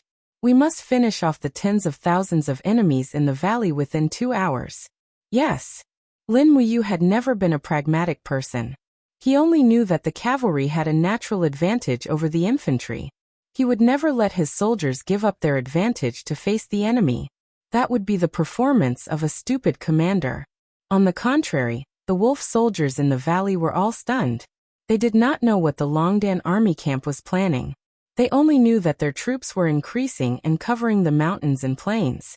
It was impossible to escape. The time it took for a joss stick to burn passed very quickly. Lin Muyu turned over and mounted the horse. He held the Xianyuan sword and said, "Get on the horse and prepare to charge." The distance between the two sides was 500 meters, which was enough for the war horses to accelerate to the speed of the charge. Once the war horses charged the cavalry, the heavy cavalry was simply a nightmare for the infantry. Moreover, the enemy was a group of wolf soldiers who only had swords and spears. Wolf soldiers had always been known for their cruelty and speed, but in the face of the absolute defense of the heavy cavalry, their sharp claws and speed became extremely weak. As Hisong had said, no matter how good Hisong was at using troops, perhaps the 100,000 wolf soldiers would be a nightmare for the Longdan army camp. Unfortunately, Hisong was not good at using troops. Instead, he was easily defeated by Lin Muyu at Phoenix Pass with a little trick. Kill. Situ-sun raised his sword and rushed out with Lin Muyu. The rumbling of horse hooves shook the valley, and a blue ocean quickly drowned out the wolf army's phalanx that was growing smaller and smaller. The charge of the war horses and the swift assassination of the cavalry had completely become the wolf army's nightmare. The 30,000 infantry did not seem to be fighting, but more like they were using their lives to cover Hisong's escape. No more, no less. After a full 2 hours, the wolf soldiers in the valley had all turned into corpses. The mountains were covered with corpses, and the smell of blood filled the air. Continue to attack. Lin Muyu turned over and mounted the horse. He said, "Take off your armor and reduce the weight of the war horses. Throw away the spears and only keep the swords to kill the enemy. Now." Everyone took off their armor. Desperate times call for desperate measures. In order to chase after Hisong, this great enemy, Lin Muyu was also unscrupulous. The next evening, after killing countless wolf soldiers along the way, they were already less than 100 miles away from Red Rock City. They could even faintly see Hisong's commander's flag. "Stop and rest for 10 minutes. After that, we will kill Hisong in one go." Lin Muyu dismounted and found that the treading snow warhorse was already foaming at the mouth. The energy of a mount had been exhausted to the limit. If even treading snow was in such a state, there was no need to mention the other warhorses. More than half of the warhorses in the Longdan army camp were already lying on the ground from exhaustion. Thus, less than 10,000 people had followed Lin Muyu all the way here, and all of them were riding on high-quality warhorses. While the warhorses were resting, the group ate some dried meat and continued the chase. Along the way, there were wolf soldiers who could not run, and they were all killed. When they arrived at Red Rock City, they found that Hisong had already led a small group of people into the city. "Damn it, what a pity." Fengxi sighed. "Red Rock City's defenses must be weak.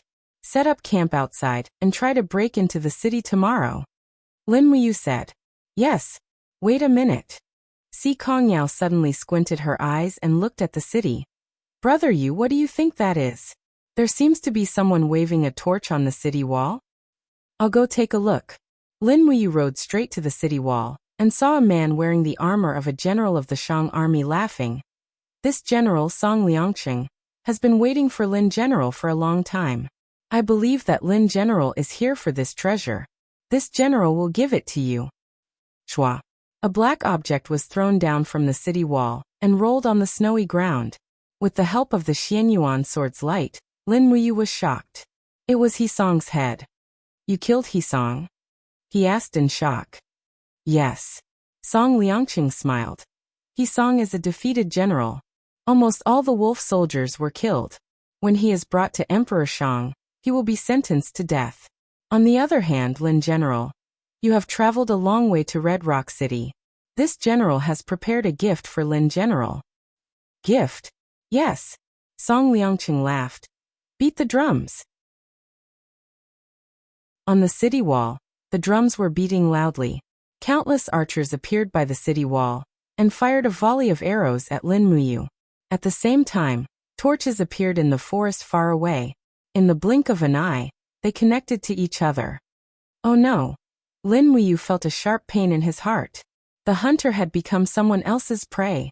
Yao passed the order to retreat. The faster the better. He hurriedly turned around and ordered. Si Kongyao's face was filled with panic. At this time, the Longdan army camp was already exhausted. How could they be a match for Song Liangqing's elite troops? However, what Si Kongyao could not understand was why Song Liangqing would appear in Red Rock City when he was guarding the border between Red Rock Province and the Celestial Empire. There was only one answer. Chenyu was 2,000 miles away from the Longdan army camp. How powerful was this person?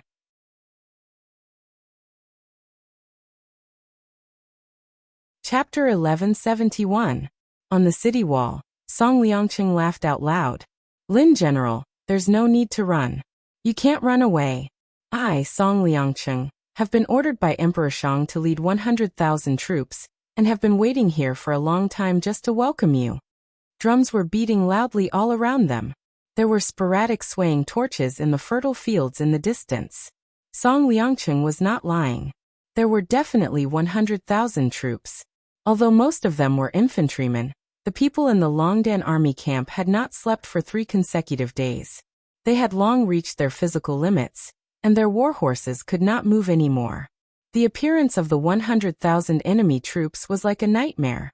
With a neigh, the treading-in snow warhorse lost its front hooves and fell heavily in the dark snow. Si Kongyao hurried forward. Brother Yu, are you okay? I'm fine. Lin Muyu stood up from the muddy snow in a sorry state. She said, Yao, quick, order the 3 armies to retreat and meet up with Liu Bai's troops. Yes. Takshu. Lin Muyu looked at Takshu, who was struggling on the ground. She was already foaming at the mouth. Forget it. Go to where you should be. Don't get caught. Lin Muyu helped her to stand up. She cut the reins and patted Takshu's neck. Her face was full of desolation. She said, I didn't expect it to be time for me to release horses so soon. It's all my fault. It's all my fault. In the dark, Si Kongyao brought a group of people with her. They were all cavalrymen from the Longdan army camp. However, all of them had abandoned their war horses.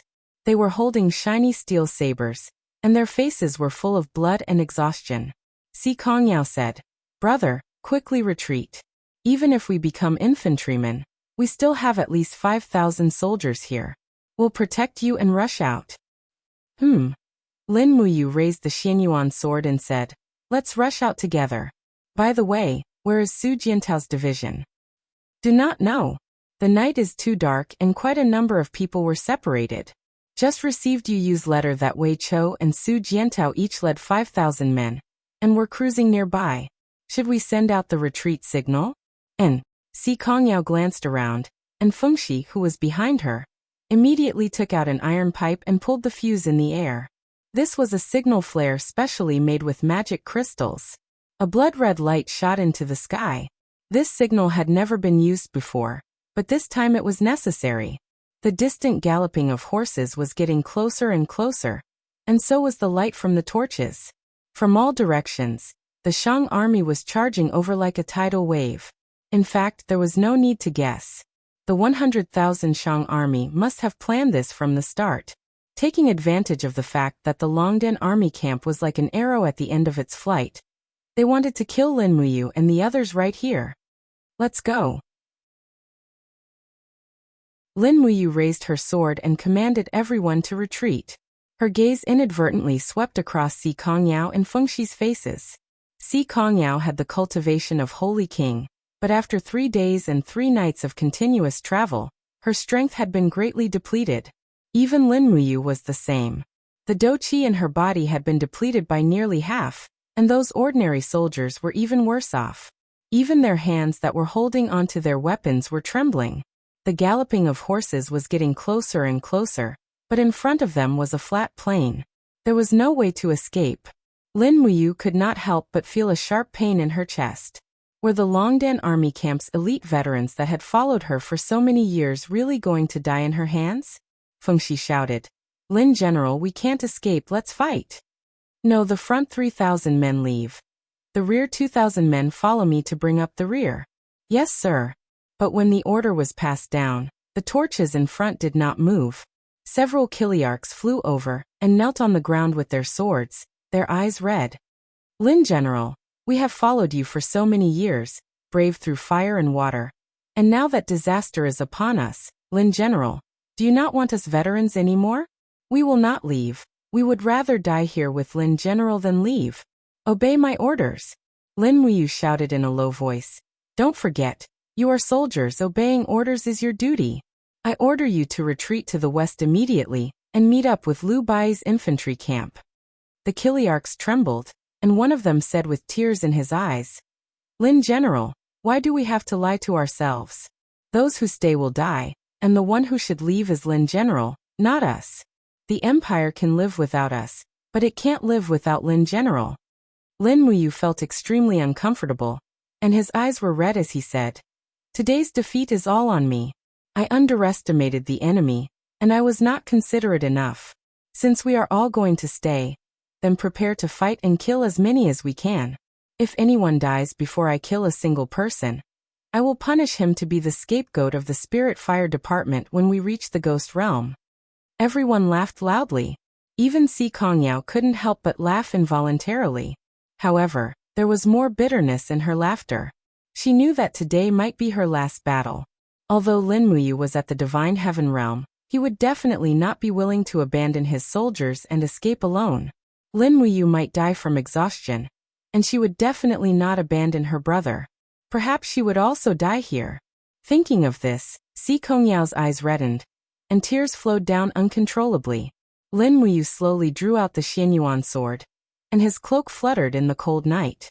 He turned to look at the cavalry and pikemen hundreds of meters away, and said calmly, Don't forget the rules of our Longdan army camp.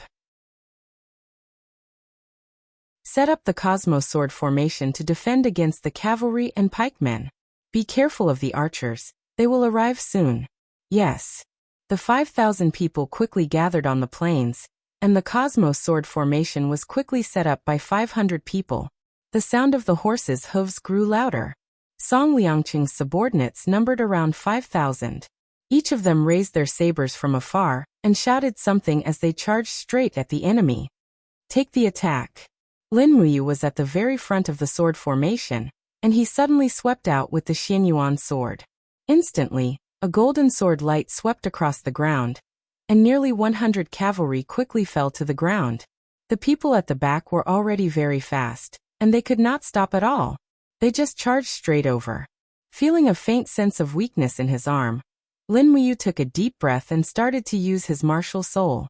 The 7 luminaries' celestial sword enveloped the Xianyuan sword, and he shot out sword chi that was about 3 meters long. He mainly attacked in a small area like this, or else his battle chi would be consumed too quickly. Crack, crack, crack.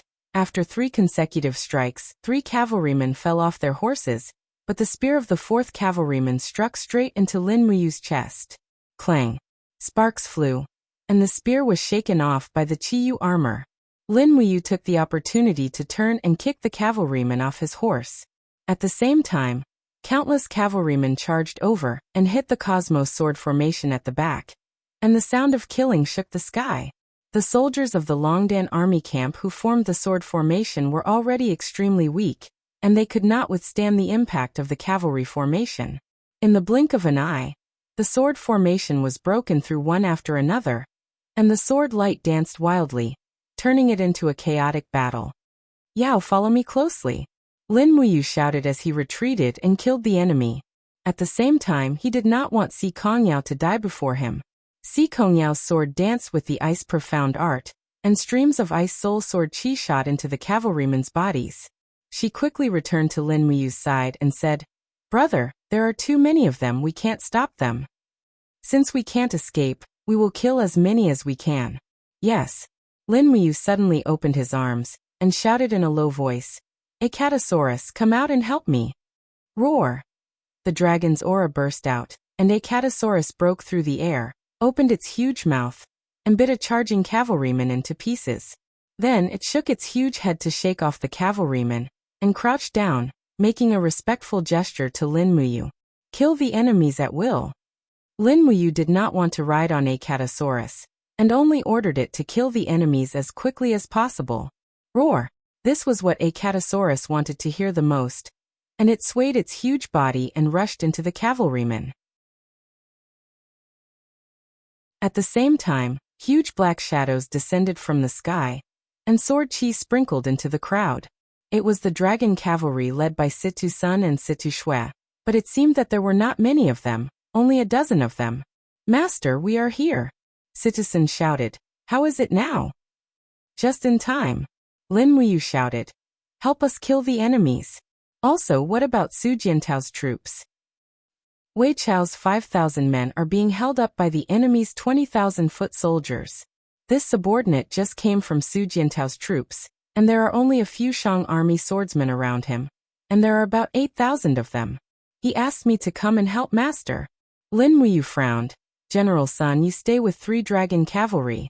General Shui, you lead the rest of the dragon cavalry to Wei Chao's troops, and help Wei Chou fend off the enemy. Yes. When will the troops behind us arrive?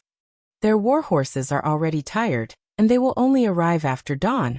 Lin Muyu felt as if her heart was struck by a heavy blow, and she felt like vomiting blood. She swung her sword and said, retreat while fighting, and slowly retreat out of Red Rock City. Yes. Torches flickered in the southern forest, and the Shang army was increasing in numbers, while the Qin army was left with only a few men. Among the crowd, the war horses had all fallen. Su Jiantao was wearing a commander's cape, and the 3 golden stars on his collar were stained with blood. His sword was chipped, and he looked at the troops coming from all directions and muttered, why are there more and more of them? At the side, Captain Si Zhonghan said, Marquis, this is the south of Red Rock City. Since the Shang army has 100,000 soldiers lying in ambush here, the ambush in the south must be to cover their retreat. There should be at least 30,000 to 50,000 of them, and they are attacking towards the north to surround Lin General's troops. Lin General? Su Jiantao shuddered and said, send my order, raise the commander's flag and lure them here.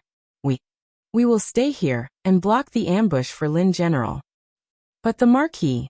Zhang Han gritted his teeth and said, if that's the case, we won't be able to escape. Who can escape tonight? Su Jiantao faintly smiled. He lowered his head and used the back of his cloak to wipe off the blood on his blade. He said, immediately pass down my order. Tell our brothers to raise the marshal's flag. If we die here, Marshal Lin will definitely avenge us. Yes, Commander.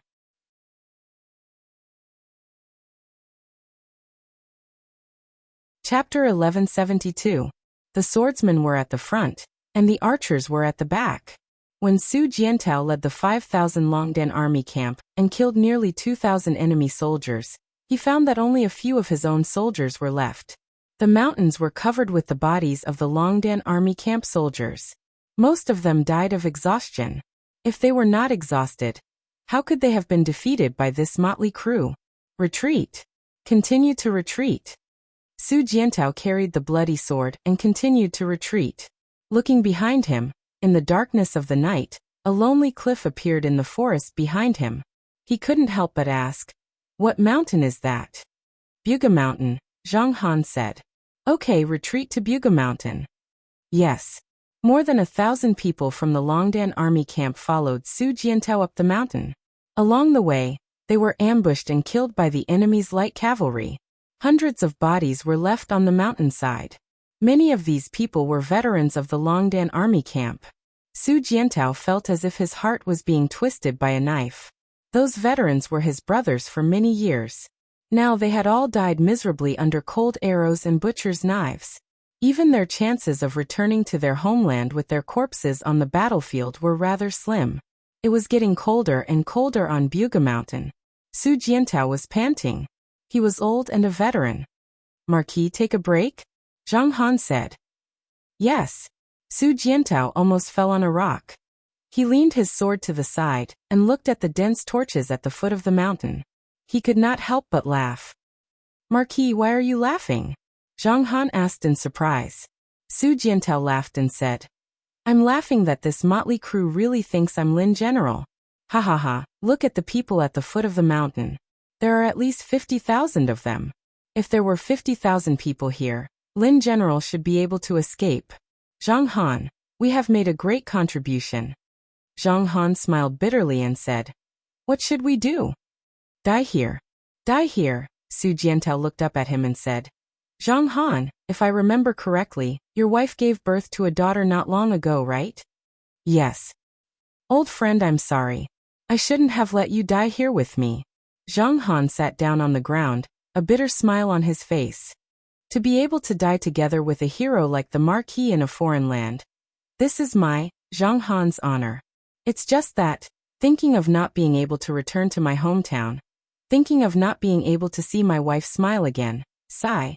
If I could return to my hometown one more time, I would rather die without regrets. I hope that after the war, our corpses can be transported back to our hometown for burial. Su Jiantao laughed. He laughed so hard that he started coughing violently. He said, loyal bones are buried everywhere in Qingshan. Why do we need to bury our corpses on the battlefield? Marquis. At this moment, several captains rushed over, knelt down and said, Commander, they are going up the mountain. There are so many of them. I'm afraid we can't resist a second attack. It doesn't matter. We have stalled them here for 4 hours. It's enough. Su Jiantao stood up and pulled out the blade from the ground with one hand. His eyes were bloodshot and filled with tears. He looked up at the sky and laughed. Buga Mountain, I never thought that Buga Mountain would be my, Su Jiantao's, burial ground. Ah, heaven's will. I'm not alone. I, Su Jiantao, have followed Lin General and fought for more than 10 years, all for the sake of ruling the world. Brothers, charge with me. Our blood will not be shed in vain. Everyone pulled out their weapons and followed Su Jiantao down the slope. At the foot of the mountain, a dense group of swordsmen went up the mountain cautiously. Among the crowd, a deputy commander, wearing 3 gold stars, rode on a warhorse, holding a sharp sword in his hand. He sneered and said, behead all the wounded soldiers of the Qin army on the mountain road. Yes. The infantrymen rushed over. Regardless of whether they were alive or dead, they chopped off the heads of the soldiers of the Longdan army camp who could not move. Their blood sprayed on the snow. Deputy Commander Sun Huan, a chiliarch, said in a low voice, I've got the news. Lin Wuyu's troops are not here. The man here is Su Jiantao. Su Jiantao? Sun Huan's eyes turned cold. The Su Jiantao who shocked the West Sea? Yes. It's good that it's Su Jiantao. Killing him will be a great merit. Charge and kill. Don't leave a single one alive. After we catch Su Jiantao, I will tear him into pieces. Everyone was slightly shocked. Then they quickly searched up the mountain. Not long after, flames rose in front of them. It was Su Jiantao who led the hundreds of people of the Longdan army camp and rushed down. They quickly fought with the infantrymen in front of them. Sun Huan's eyes were cold. Looking at the swordsmen dying on the ground, he couldn't help but frown and said, it's said that the Longdan army camp is the strongest army in the world. Now it seems that it is true. Even though they are exhausted, they still have such great combat strength. If they are still alive, how powerful will they be? Archers, shoot them down for me. But Deputy Commander, there are still our men on the battlefield. Cut the crap. Fire the arrows. Yes. Arrows and crossbows shot everywhere. Instantly, the battlefield was dyed red with blood. An arrow pierced through Su Jiantao's left arm. His body trembled slightly. But what made him even more distressed was that Zhang Han had already been shot 7 or 8 times. Zhang Han! He shouted, but Zhang Han could no longer make a sound. Even his throat had been pierced. Protect the Marquis. The few people left in the Longdan army camp quickly went to protect Su Jiantao. They were all killed by the arrows. At the same time, Sun Huan walked forward with his long sword. He laughed and said, stop shooting. I want to cut off Su Jiantao's head with my own hands. Go surround him. Lightning flashed and thunder rumbled in the sky. A huge demonic shadow gathered in the sky. The murderous nature here seemed to have attracted the attention of the heavens. In the clouds, a purple gold scroll slowly unfolded and illuminated the earth. It was the heavenly book of sealing. On the heavenly book of sealing, a name was faintly discernible: Sun Huan. Sun Huan's murderous nature was too strong. He was about to be sealed as a demon. However, at this moment, the arrow-filled corpses of the 2 soldiers in the Longdan army camp were pushed away. 3 arrows were stuck in Su Jiantao's chest, but the blade in his hand was surging with endless starlight. It was the first skill of the star technique taught by Lin Muyu. First appearance of starlight. Are you going to become a demon? Su Jiantao dashed forward with frightening eyes. He shouted, "Be *starred. How about becoming a demon with me?" Sun Huan was about to be sealed as a demon, but he didn't have that unparalleled power yet. He opened his mouth and watched Su Jiantao's lightning-fast attack. The long sword was already broken, and a part of it pierced into Sun Huan's mouth. The broken sword came out of his head. Su Jiantao was so decisive that he killed Sun Huan before he could be sealed as a demon. Put, put, put. Another dozens of arrows shot into Su Jiantao's body. He staggered back, but his eyes were full of smiles. He laughed loudly and blood spurted out of his throat. Propping the broken sword on the ground, he slowly sat down under a pine tree. With a smile on his face, he slowly closed his eyes, and his body became cold. The Shang army was dumbfounded. Vice Commander is dead. Vice Commander is dead. At this moment, the sound of a horn came from afar. It was the signal to retreat. Commander has ordered the retreat. Go, go. The people shouted themselves hoarse. No one was willing to become enemies with a demon like Su Jiantao. He was able to kill a demon before he died. What kind of hero was he? The Shang army had indeed retreated. Their plan was to take advantage of the situation to kill Lin Muyu's troops. However, they knew that once Lin Muyu's reinforcements arrived, they wouldn't have any chance of winning. Therefore, before daybreak, the Shang army quickly retreated, abandoning Red Rock City. When the sun pierced through the clouds, the ground was filled with scars and corpses. It was a mess of war. On the snowy plains in the west, Lin Muyu was exhausted. She led the 3,000 exhausted Longdan army camp soldiers out of the encirclement. Not far away, the figures of Wei Chao's troops appeared. Wei Chao! Wei Chao! Lin Muyu felt a sharp pain in his arm. Si Kongyao hurriedly supported him. She frowned and said, "Brother, don't move. Your arm was hit by 3 arrows. You can't move like this anymore." Dozens of meters away, Wei Chou fell off his horse. Tears flowed from his eyes. Lord, I just received news that Su Jiantao died in battle on Mount Bugu. He died in battle. What? Lin Muyu took a few steps back in disbelief. She mumbled, "How is this possible? He is Su Jiantao. He is the Tsungnan master." Wei Chou knelt on the ground and sat on the ground like a child. He cried loudly, "It's true. The news just came from Mount Bugu." Mount Bugu. Lin Muyu leaned on the Xianyuan sword and looked in the direction of Mount Bugu in the distance. She walked over step by step and murmured, "Impossible, impossible. I want to see it with my own eyes. You are all lying to me. My Tsungnan master Su Jiantao is invincible. How could he die? Haha, it can't be, it can't be." Mount Bugu had been surrounded by the Longdan army camp. Half of the snow on the mountain was dyed red with blood. Along the way, there were corpses of Su Jiantao's soldiers everywhere. Lin Muyu, Wei Chou, Si Kongyao, Fengxi, and others walked up the bloody mountain step by step. They saw many soldiers of the Longdan army camp who had been beheaded. The pine tree swayed slowly in the wind. Su Jiantao's body was cold, and the blood on the arrow wound had frozen.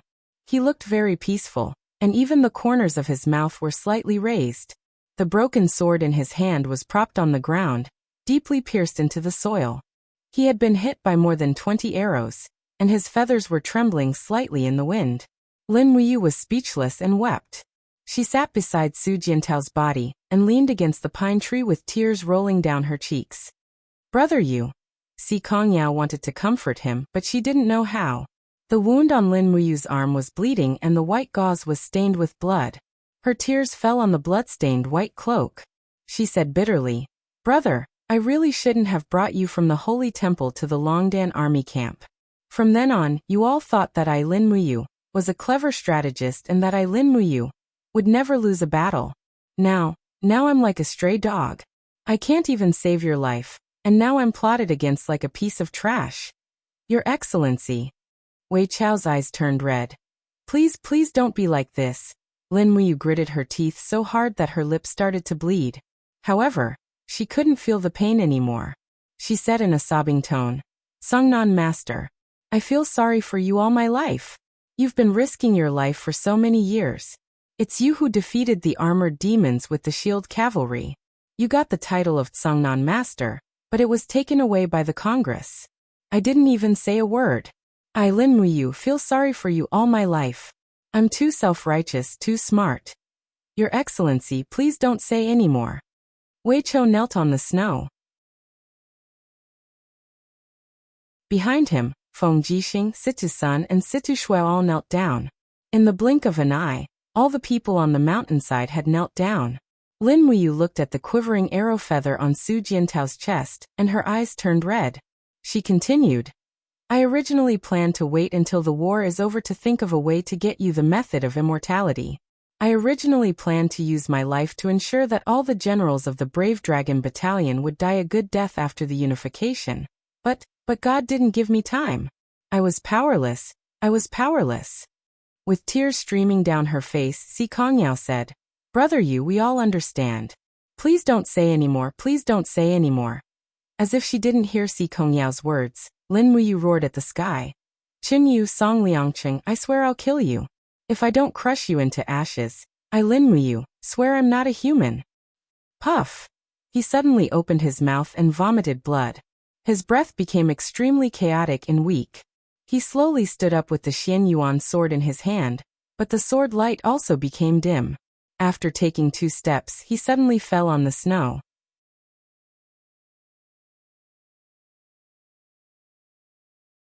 Chapter 1173. On the 1st of February, it was snowing heavily, and the weather was extremely cold. Outside Red Rock City, supplies were continuously transported over. At the same time, officials from the various prefectures in the province sent letters of surrender, expressing their willingness to become citizens of the Qin Empire. At noon, the winged cavalry from Blazing Prairie Province sent the letter of surrender. Because the governor of Blazing Prairie Province had no military strength, he was willing to offer the governor's seal. However, all official business was halted because of Lin Muyu's coma. In the residence in Red Rock City, Wei Chou, Situ Sun, Situ Shui, Si Kongyao, and the rest were anxiously pacing back and forth in the living room of Lin Muyu's room. Si Kongyao held a cup of green tea in her hand and said, Wei Chou, stop pacing back and forth. My eyes are getting dizzy from all the walking. Wei Chou gritted his teeth and said, Sir has been unconscious for a long time. What should we do? Si Kongyao's gaze was gloomy as she said, Brother has been fighting for 3 days and 3 nights. He took the lead and almost exhausted all his battle energy. Then he was overly sad because of Songnan Master's death in battle. Sigh, let's see what Sister Chu Yao has to say after diagnosing him. At this moment, the door opened with a creak. Chu Yao, who was dressed in the white robes of the spiritual medicine department, walked out. She frowned and said, He has been having a high fever since this morning and is very weak. He needs to recuperate for a period of time. Let's not disturb him for the time being. I will stay here and focus on taking care of him. Si Kongyao opened her small mouth. Chu Yao said, Go in and take a look if you want to. He is not awake yet. In a while, give him a bowl of porridge. Otherwise, the nutrients in his body will not be able to keep up. Okay. Si Kongyao strode into the room and saw that Lin Muyu was unconscious. Chu Yao looked at the generals in the hall and said, Don't you know what to do when you isn't here? Don't forget, all of you are Yu's trusted generals. You needs to rest now, so don't bother him with your military and political affairs. Otherwise I won't agree. Wei Chou smiled awkwardly. Yes, Great Deacon. We understand, but, just what? The Prairie Province has decided to surrender. We don't know if it's true or not, and we haven't responded yet. Isn't it very simple? Chu Yao raised her eyebrows and said, The Prairie province did not have many soldiers in the first place, and they were almost annihilated by the Longdan army camp this time. Moreover, the Prairie province is located in the south. To the east is an insurmountable mountain range, to the west is the Liaison province, and to the north is the Red Rock province. They have been trapped in the south and have no choice but to surrender. Weichou, you can send a Chiliarch and 10 civil officials to recruit the troops of the Prairie province and regulate the internal affairs of the province. In that case, even if they are deceiving us, we won't suffer too much loss. Yes, I'll do it soon. If Lin General can do it, I'll tell him that it's Great Deacon Chu Yao's order. Humph, you're still the commander of the Longdan army camp. You're really afraid of taking responsibility. Huh? Weichou laughed bitterly. Great Deacon, you may not know this, but Weichou is a general, and the recruitment of provinces is done by the civil officials. It's not my turn. I think the Great Deacon of the Spiritual Medicine Department should be considered a civil official. With your words, I can handle it without worry. Yes. Oh yes, there's one more thing. Weichou, who was at the door, suddenly stopped and turned around. Her Highness Yinan Princess, she are in Shiping City presiding over the memorial ceremony for the soldiers who died in the Battle of Longyuan. Should we inform Her Highness about the news of Lin General's coma? Chu Yao bit her red lips and said, No, this will only make Xiao Yin and Xiao Shi worry in vain. Just tell them that Hongyan province has been conquered. Also, tell them about the news of Commander Su Jiantao's death. Send a dragon knight to Xishan province with Commander Su Jiantao's body. They should arrive within half a day. Give him a proper burial. He's a meritorious hero of the empire. Yes, I understand. In the room, Lin Muyu's eyes were closed and she was unconscious. Her body was trembling slightly as if she was having a nightmare. Her forehead was drenched in sweat. Brother. Si Kongyao wiped her brother's sweat. Her pretty face was filled with worry. Chu Yao walked in again and said, Miss Sikong, don't worry too much. Yu's body is strong. This time he's just suffering from some serious injuries, excessive grief and anxiety. He'll wake up soon. He needs to recuperate now, so let's not disturb him. Let's go.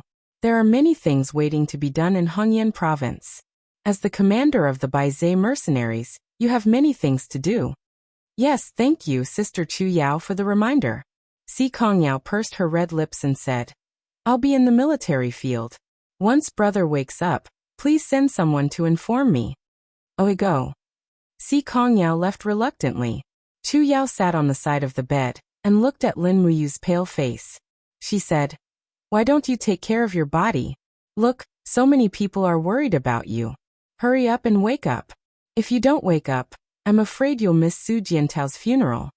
West Mountain Province, beside the Green Mountains outside Longyuan. Hongyan Province was less than 1,000 miles away from here. Situ Sun and Situ Shui's dragon riders arrived in half a day. On the snowy ground, the civil and military officials of the empire were solemnly standing, paying their respects to the fallen soldiers. Situ Sun is here. Feng Jixing raised his head and said. Qian Feng frowned and said, There's been no news from the Red Rock province for 3 days in a row. Situ Sun must have brought some news. Yes. A total of 4 giant dragons landed on the empty ground in front of the crowd. Situ Sun slid down from the dragon's back and knelt. Subject Situ Sun pays his respects to your highness and Princess Shi. Get up, Qin Yin, who was wearing a white empress robe, said. General Sun, how is brother you? Everything is going well. Situ Sun's eyes were red as he mumbled. We, the Longdan army camp, defended Fenghuang Pass for almost 10 days, exhausting the morale and provisions of Hisong's army of 250,000. When Hisong retreated, Lin General ordered us to chase after him nonstop.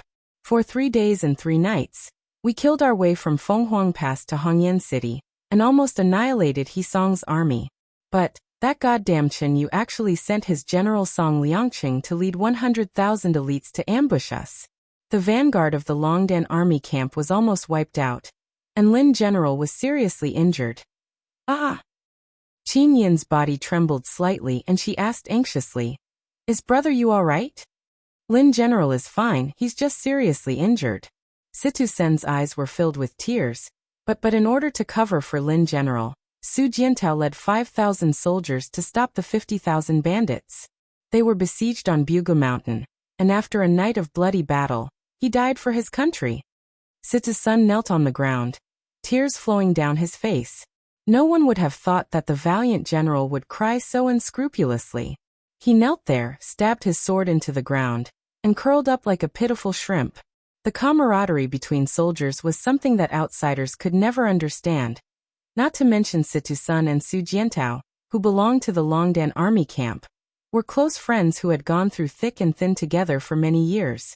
Behind them, 2 dragon knights carried Su Jiantao's coffin down the dragon's back.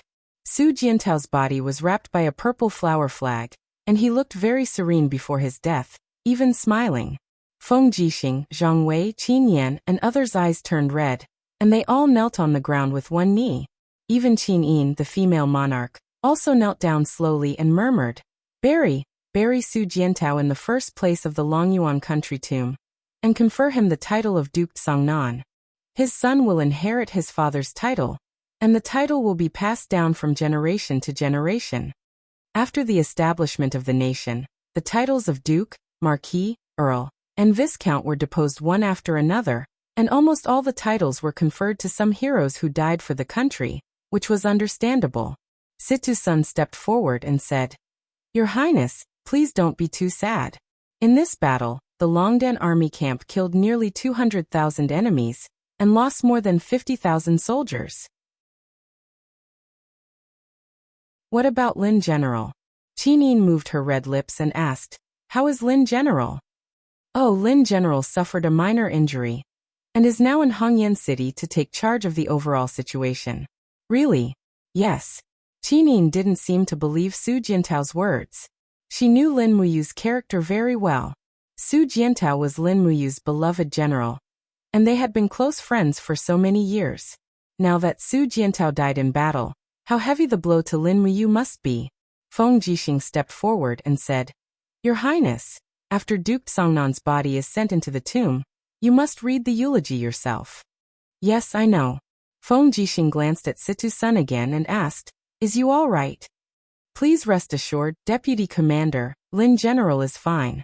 Fine, oh, that's good. Feng Jixing frowned, and didn't say anything more. Someone took the lead to sing the Empire's war song, the Song of the Autumn Goose.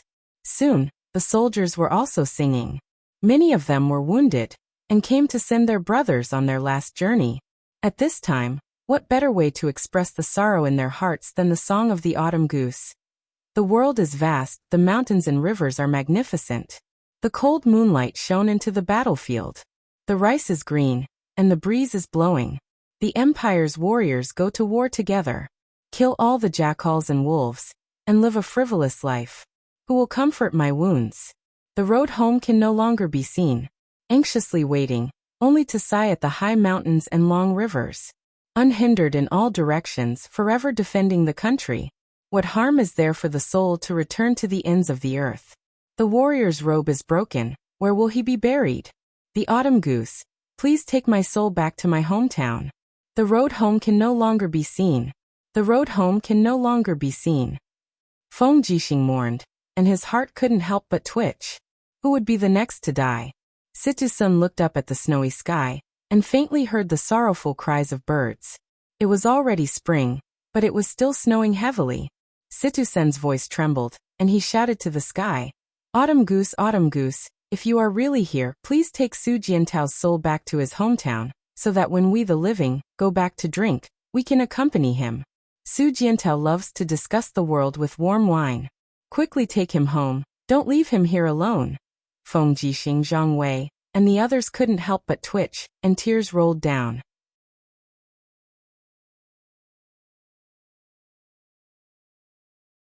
Chapter 1174. Blood Red, a Blood Red World. The trees were blood red, the water was blood red, the mountains were blood red, and even the sky was blood red. Where am I?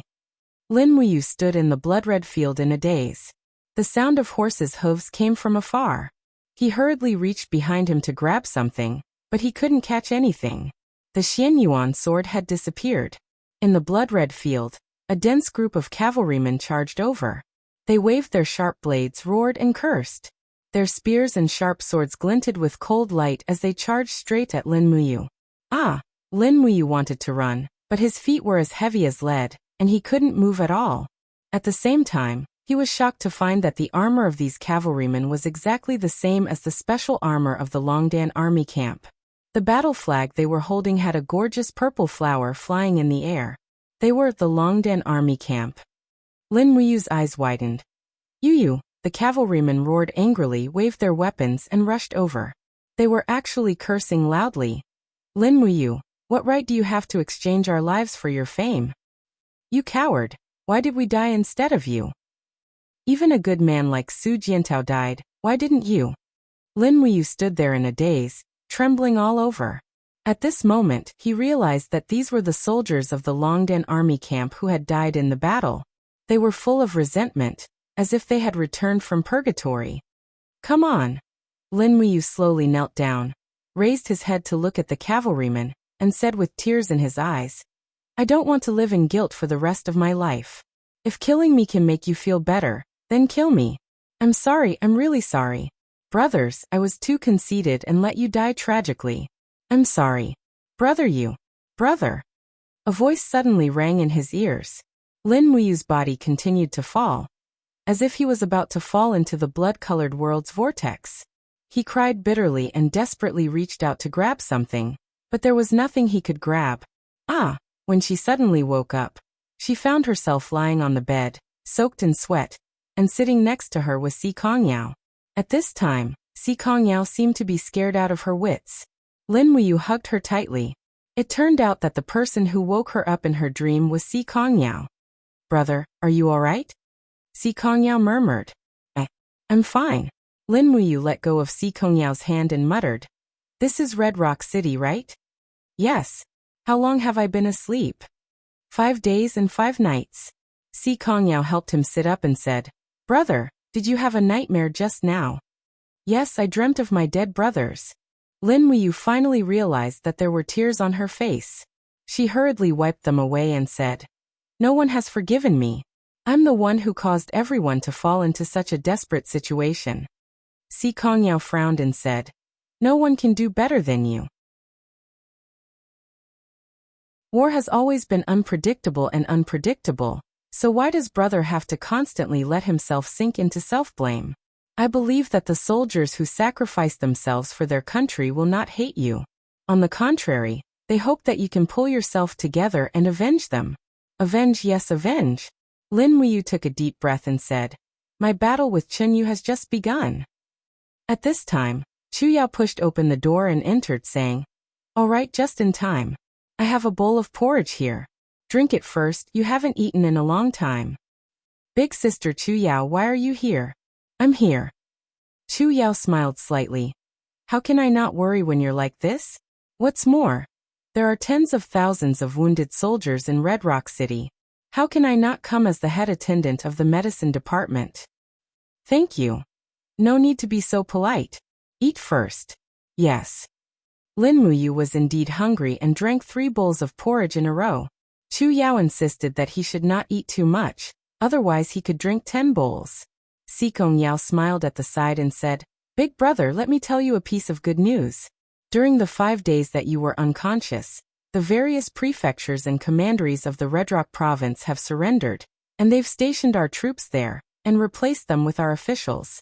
Besides that, the Prairie Blaze province has surrendered as well.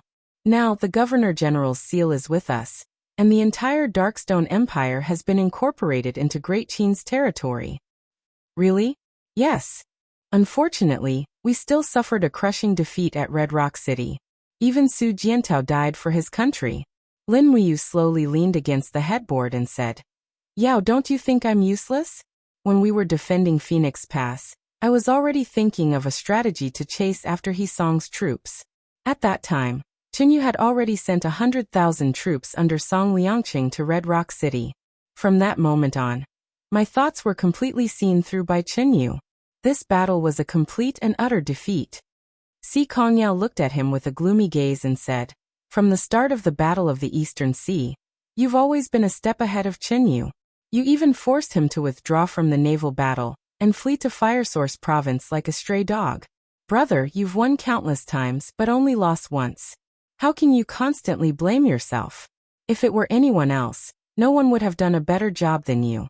This is your responsibility, and only you can shoulder this responsibility. Do you understand? If it weren't for you, Baize's mercenaries wouldn't have served. If it weren't for you, the prefectures of the two provinces wouldn't have surrendered so quickly. The merits and demerits are all on you. You don't have to blame yourself. There's no such thing as an unbeatable general in this world.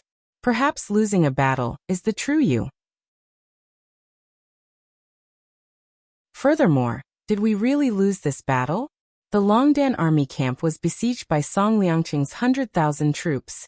More than 20,000 died, but Song Liangqing also lost 40,000. The soldiers of the Longdan army camp didn't bring shame to you. They died a good death. It's just that the price of this battle was too high. Lin Muyu said in a low voice. Losing Su Jiantao was like losing an arm. I know. Si Kongyao said gently. No one blames you. Rest well. We still need you to take charge of the situation in the future. And Lin Muyu stretched her arms. Is there any other news? Yes, the second batch of troops from the Lingdong province has arrived at the celestial pole continent. There's a total of 450,000 troops. The 60,000 troops of the Dragon League and 90,000 armored demons have arrived at the West Mountain province. Now we have 600,000 troops in the West Mountain province. It's enough to wipe out the remaining troops of Yangshang. Oh, Lin Muyu said with a dispirited expression. I'm afraid it won't be that easy. Now it's not a tripartite confrontation. Qin is the strongest. Qinyu isn't an idiot. When we attack Yangshang, Qinyu will definitely find a chance to attack our weakest point. I'll inform Brother Feng to be careful later. And you rest first. Okay. Searing cold city, in the palace hall, the banquet had been held for a whole 5 days. Qinyu was dressed in a dragon robe and was in high spirits. The civil and military officials below the throne were all talented people. At this time, the Celestial Empire had 800,000 troops and could be said to be the overlord of a region.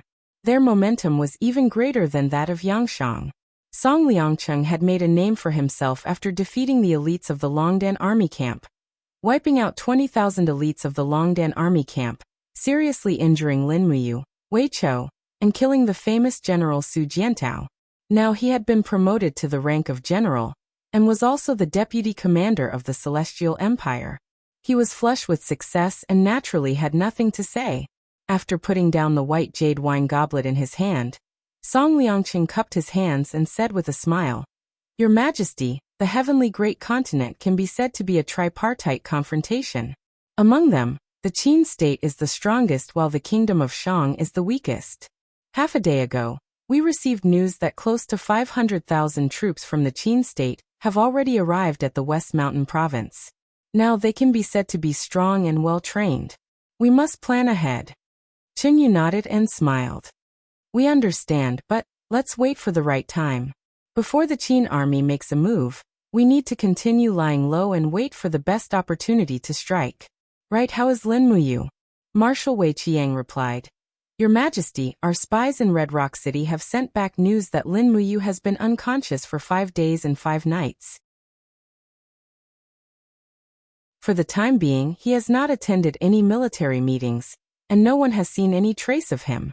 In addition, the great deacon of the Qin State's Spiritual Medicine Department, Chu Yao, has appeared in Red Rock City. However, she has locked herself in her room and has not come out. She should be treating Lin Muyu's injuries. Qin Yu's gaze was indifferent as he said, Lin Muyu is our greatest worry. If Lin Muyu dies from his injuries, General Song, we will bestow upon you the title of Marquis of 10,000 households. Song Liangqing was overjoyed. Your Majesty, you have a flood of good fortune. Lin Muyu will not be able to escape death. Zhou Binlong said, Your Majesty, Lin Muyu's physical injuries are a small matter, but his heart is the most serious. Su Jiantao was his right-hand man. Now that Su Jiantao has been killed by our army, Lin Muyu's entire army has suffered a setback. Your Majesty, think about it. From the battle at the Eastern Sea, to breaking through the northern pass, to destroying Qianshan City within 2 hours, to finally defeating He Song's army outside Fenghuang Pass, this Lin Muyu has been unstoppable all along the way. Such an elite army has long become a proud soldier, but now, they have been defeated by our army at Red Rock City, suffering heavy casualties. The loss of Lin Muyu's elite vanguard is a small matter, but the blow to his confidence is the most important. As long as we advance step by step, I believe that Lin Muyu will no longer be able to do anything. Chen Yu shook his head and said with a smile, "No, Commander Zhou has underestimated Lin Muyu. This man is good at scheming and forbearance. He is as immovable as a mountain and as swift as fire. Right now Lin Muyu is like a wounded lion. Once he recovers, his sharp claws will be able to tear everything apart. Compared to what you have said, I would rather Lin Muyu remain unconscious and die among the wounded." "Your Majesty," Wei Qiang said, "ever since we withdrew from Huiyuan province, there are only a few thousand local defenders left in this province. It is completely empty. The Qin army has not been stationed here, and Yangshang does not have the guts to enter either. Why don't we station our troops in Huiyuan province and wait for the right time?" "No." Chen Yu waved his hand and said, "Feng Jixing is not a fool. Why doesn't he enter Huiyuan province? That is because Huiyuan province is the battlefield of 3 battles. Once he enters, he will be attacked from all sides. Whoever enters Huiyuan province first will become the target of public criticism. On the contrary, Huiyuan province has no one stationed here, but it has become a natural barrier between Qin, Shang, and Tianjua province. Our enemy is still Lin Muyu. Our current military strategy is to eliminate Lin Muyu first, then Feng Jixing, and finally Yangshang. In this way, we will have accomplished a great deed." "Your Majesty is wise."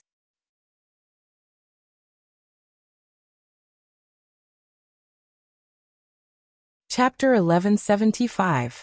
In the blink of an eye, another 10 days had passed. Everything was peaceful. Both the Qin and Shang dynasties needed time to recuperate while the Celestial Empire remained dormant. In the past month, Lin Muyu had been working hard and preparing for war. What he did the most was to prepare provisions and weapons. Qin Yin and Tang Xiaoxi had also come from Xishan province and brought 150,000 elite soldiers to help Lin Muyu defend the 3 provinces in the south. To the Qin Empire, these 3 provinces were the backlands of the Qin Empire. They had to be defended well, otherwise, they would not be able to establish a foothold in this foreign land.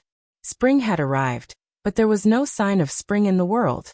Every 3 to 5 days, there would be a heavy snowfall, and the temperature was always fluctuating around the melting ice and snow. Hongyan City was a strong city.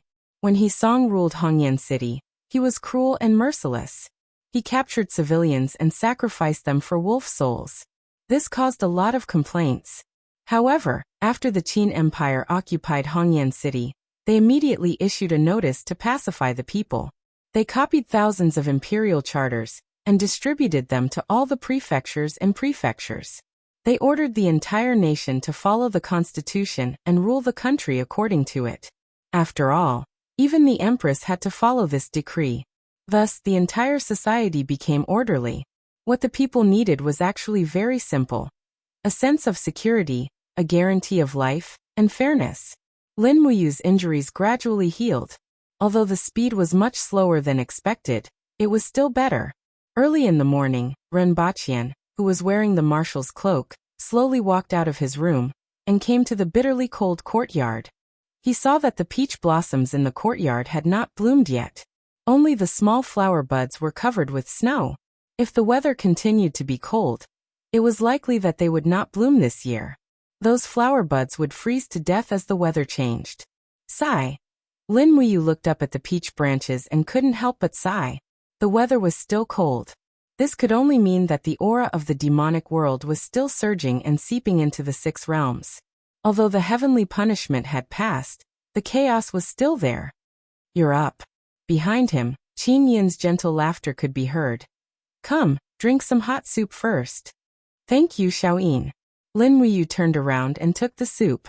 She then looked at Qin Yin's beautiful face and said, "Xiaoyin, is there any news from the West Mountain Province and the Kingdom of Shang?" "Not yet." Qin Yin blinked her eyes and said, "For the time being, General Feng, Qian Feng, and Ding Xi are watching over there. It's okay. Brother Yu, the most important thing is to take good care of your body."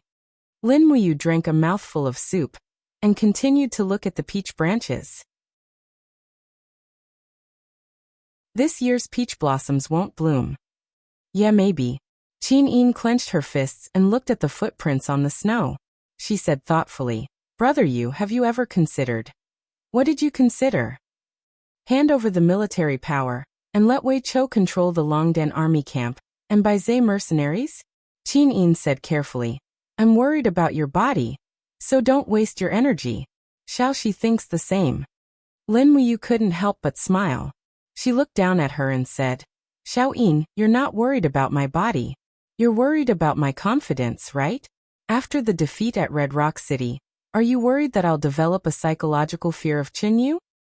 Qin Yin stammered, tacitly agreeing. Lin Muyu placed the bowl on the stone table and stepped forward to support Qin Yin's shoulder. She looked straight at her and said, "That's right, Qin Yu is very strong, so strong that I don't have the confidence to defeat him. But Xiao Yin, you must know that Qin Yu is a hurdle for me. He used a scheme to kill my general, Su Jiantao. If I can't overcome this hurdle myself, if I can't defeat Qin Yu and use his blood as a sacrifice to Su Jiantao, I'm afraid I'll regret this for the rest of my life. I'll be ashamed to face Su Jiantao's spirit in heaven. But don't worry, hatred won't make me lose my cool. I've already recovered." Lin Muyu smiled, her clear eyes filled with incomparable confidence. Qin Yin smiled as well. Just as Lin Muyu had said, the invincible Lin Muyu had returned. Slowly sitting down on the cold stone bench, Qin Yin ran her fingers through her hair and said gently, "Brother Yu, are you planning to start a war with the North and South?" "Yes." Lin Muyu's eyes shone like torches. Feng Jixing, Qian Feng, and Ding Xi are guarding the West Mountain province. There's a total of 500,000 soldiers, more than enough to suppress and even destroy Yangshang's army. What I need to do is to delay Qin Yu here, not allowing him to make any rash moves. I'll wait for Big Brother Feng to destroy the kingdom of Shang and take control of the Blackstone Empire and the Tianji Empire. When the time comes, the North and South will march east together, and destroy the Celestial Empire will only be a matter of months. Do you have any plans? Yes. Lin Muyu naturally trusted the Empress wholeheartedly and said, "No matter how resourceful Qin Yu is, most of his troops are new recruits, and it's a very objective fact that they lack combat strength. Therefore, as long as Qin Yu mobilizes his troops, and the Forest of Never Return attacks Feng Jixing and Qian Feng, I'll have a chance." Setting off from the eastern pass of Hongyan province, the light cavalry will be able to approach Scorching Han City within 2 days. If Qin Yu dares to attack Feng Jixing, I'll immediately launch a surprise attack on his lair. Without the support of Scorching Han City, Qin Yu's 800,000 soldiers will naturally collapse. Aren't you worried that Qin Yu will feign an attack and set up an ambush midway? Lin Muyu laughed. Even my Xiao Yin can predict that Qin Yu will use this strategy. So why would Qin Yu show off his sleight skill in front of an expert? Qin Yin couldn't help but grumble coquettishly and laughed. "Are you saying that I'm stupid?" "Not at all." Lin Muyu held her warm little hand and said, "I'm just stating the facts. Xiao Yin isn't stupid, but I don't want you to get involved in this treacherous world of conspiracies." Where's Xiao Shi? She disappeared early in the morning. Oh, she and Yao went out to buy some vegetables. She said that she wanted to personally buy some fresh vegetables to cook for you to nourish your body. There are so many chefs in the spiritual fire department, yet they actually need to personally cook. It's a different kind of intention. All right. Not long after, bustling noises could be heard from outside. It seemed that Si Kongyao and Tang Xiaoxi had returned. The two girls' personalities were inclined towards liveliness, so it was extremely lively when they were together. Lin Muyu and Qin Yin immediately walked out of the courtyard. As expected, in the courtyard of the mansion, Tang Xiaoxi and Si Kongyao walked side by side. Si Kongyao was extremely excited. She said, "Big brother, I brought someone back. Guess who it is?" "Who?" "Here." Si Kongyao moved aside, and behind her was a travel-worn girl. She was wearing the clothes of a noble girl in Tianji City, but the hem of her skirt was covered in mud. It was obvious that she had a bumpy journey. Her face was considered delicate and pretty, and she looked very familiar. Lin Muyu recognized her at a glance. She said in astonishment, "Miss Shang Qian?" It was the eldest miss of the Shang family. After Shang Qian saw Lin Muyu, her eyes couldn't help but redden. She bowed and said, "Shang Qian greets the marshal." "Why so polite?" "You are the marshal. You are no longer that person." Shang Qian moved her red lips. She said, "And I am just the daughter of a destroyed country, a pitiful person with a broken family." "What is going on?" Lin Muyu was puzzled. Si Kongyao said, "Big brother, don't you know? The Chamber of Commerce of Sister Shang Qian's family is called the Shang League. The business of Shang League used to control nearly 30% of the economic lifeline of Tianji Empire. And the Shang League was also known as the richest in the world. But later, Bai Mingyuan was not the emperor anymore, and the new emperor Yangshang kept squeezing them, until a few days ago. I made a secret agreement with Sister Shang Qian that the Shang League would secretly provide military rations to Xishan province. This matter was exposed, and the whole Shang League was affected. Shang Qian's eyes were red. She said, 20 days ago, my father and brother were killed. Because I was not in Tianji City, I was lucky to get the news. I mixed in with the refugees along the way, and after several troubles, I came to Red Rock City. The servants following me also reduced from more than 70 at the beginning to 4 now. I have no relatives left, and Yao is the only one I can rely on. Behind Shang Qian, the 4 servants also looked travel-worn. One of them was even seriously injured, and half of his arm was chopped off. It seemed that they had really experienced hardships along the way. Lin Muyu said apologetically, "Miss Shang Qian, please restrain your grief. This matter started because of our Qin Empire. Please rest assured, the Qin Empire will not let the Shang League down." "Yao, what are you going to do?" Si Kongyao shook her head. "I don't know for now. Let's arrange for Sister Shang Qian to stay in Red Rock City first." "Okay." Lin Muyu nodded, and her expression was a little hesitant. Qinin, who was beside her, naturally knew what she was thinking, so she got close to her and whispered, "I did hear the news that the whole Shang League was almost annihilated, and more than 300 people were killed. If it was a traitor, then the price was too high, and Shang Qian's despair was definitely not faked." "Okay, I understand." Lin Muyu nodded and said, "Shang League was once a famous clan. You must have friends all over the world in the business world." Shang Qian was startled. "And that is indeed the case. Marshal, why are you asking this?" "I mean," Lin Muyu shrugged and said, "I want to hand over the business lifelines of the 3 southern provinces to young Miss Shang Qian, and all the businesses in terms of clothing, food, housing, and so on and so forth will be provided to you through the channels of the government. You have to revitalize the economy of the Darkstone Empire as soon as possible. I wonder if young Miss Shang Qian is willing?" "Ah." Shang Qian was clearly very surprised. I am afraid." "What?" "It is not that I am unwilling, but I am afraid that I am not capable enough." Shang Qian lowered her head and muttered, "Furthermore, why would Marshal trust a woman like me, who had betrayed you all before?" "That is because we all serve our own masters. It is not considered betrayal. Now, is Miss Shang Qian willing to accept my invitation to become the #1 person of Great Qin's Shang League in Heaven's Pole?" "I am willing." Shang Qian looked at him with her clear eyes, and said, "It is just that the Blackstone Empire's territory has always been dominated by martial arts. They look down on merchants, and even more so, look down on Shang League's business. Thus, the Shang League rarely interacts with the people of the Blackstone Empire, because they do not pay attention to the rules. Since Marshal and His Highness trust Shang Qian, then you must first agree to a condition of mine. Speak. Revise a commercial law to protect the interests of the Shang League. Only then can we fundamentally change the situation of the 3 southern provinces, as well as the people's opinion of the Shang League." "No problem." Lin Muyu nodded, and Qin Yin, who was beside her, also smiled and said, "The people from the Congress will discuss the drafting of this commercial law with Miss later." Shang Qian's eyes brimmed with tears and she bowed deeply. Thank you, Your Highness. Thank you, Marshal, for giving me the opportunity to revitalize the Shang League.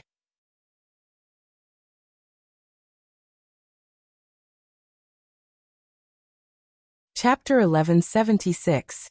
The Shattered Cauldron Realm had Jin Xiaodang, the Celestial Pole Continent had Shang Qian, and Lin Muyu knew how to make good use of people. However, it wasn't easy to formulate this commercial law. The people's level of civilization was far from meeting the requirements of the commercial law.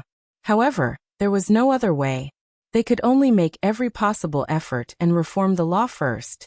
If they didn't take this step, it would only get worse. 3 days later, the people from the Congress came. There were more than 10 people with an average age of 60 years old. Shang Qian also had a headache. These elders of the Congress were best at arguing. After arguing for 3 days and 3 nights, not even half of the originally planned 50 chapters of commercial law had been drafted. On the contrary, Shang Qian's eyes were red from working so hard. However, things were always like this in the world. Lin Muyu couldn't let Lulu copy the commercial law from Earth. After all, the situation was different, and it needed to be adapted to the local conditions. She could only trouble Shang Qian. After 7 days, the commercial law that would be implemented in the Celestial Pole Continent was finally finalized. It was immediately announced to the 4 provinces, and implemented immediately. All the Shang League and the Chamber of Commerce were given the green light to support the development of the commercial economy. In the blink of an eye, another month passed. The 3 major forces were still recuperating. However, as the seasons changed and the weather slowly warmed up, it seemed that the 3 forces were already rubbing their palms. The strong smell of war had already begun to spread in the Celestial Pole Continent. During this time, Lin Muyu kept cultivating and looking for a way to break through. However, she still couldn't step into the God state from the Saint Heaven realm. Her strength had clearly reached it, but it seemed that she had encountered an insurmountable bottleneck. The Supreme Being personality in her body had also been sleeping and showed no signs of waking up. It was like a broken stone. During this time, 2 people obtained a demonic body and ascended to the demon god realm. One of them was the deputy commander under Yangshang Wuchang. Wuchang was originally a perfect celestial varch with 98 heavenly caves. Now he actually obtained a second-class higher divine demon body, and obtained the title Wuji Demon God. He could be said to be the #1 expert in the entire Celestial Pole Continent. He was even much stronger than Longxi and Filei, so much so that in Tianji City, it felt like he was trying to usurp the Lord's position. The other one was Song Liangqing of the Celestial Empire. This person was arrogant and domineering. He killed people like flies and obtained the demonic body of a 3rd-grade lower god. Although it was a demonic body of the lowest grade, he was still a demonic god without a title. This boosted the morale of the Celestial Empire. The demonic flame soared, and the righteous path declined. In the end, the first upright god did not appear. Looking at the common people of the 6 realms, there was actually no one who had the qualifications to obtain the upright god's Dharma body.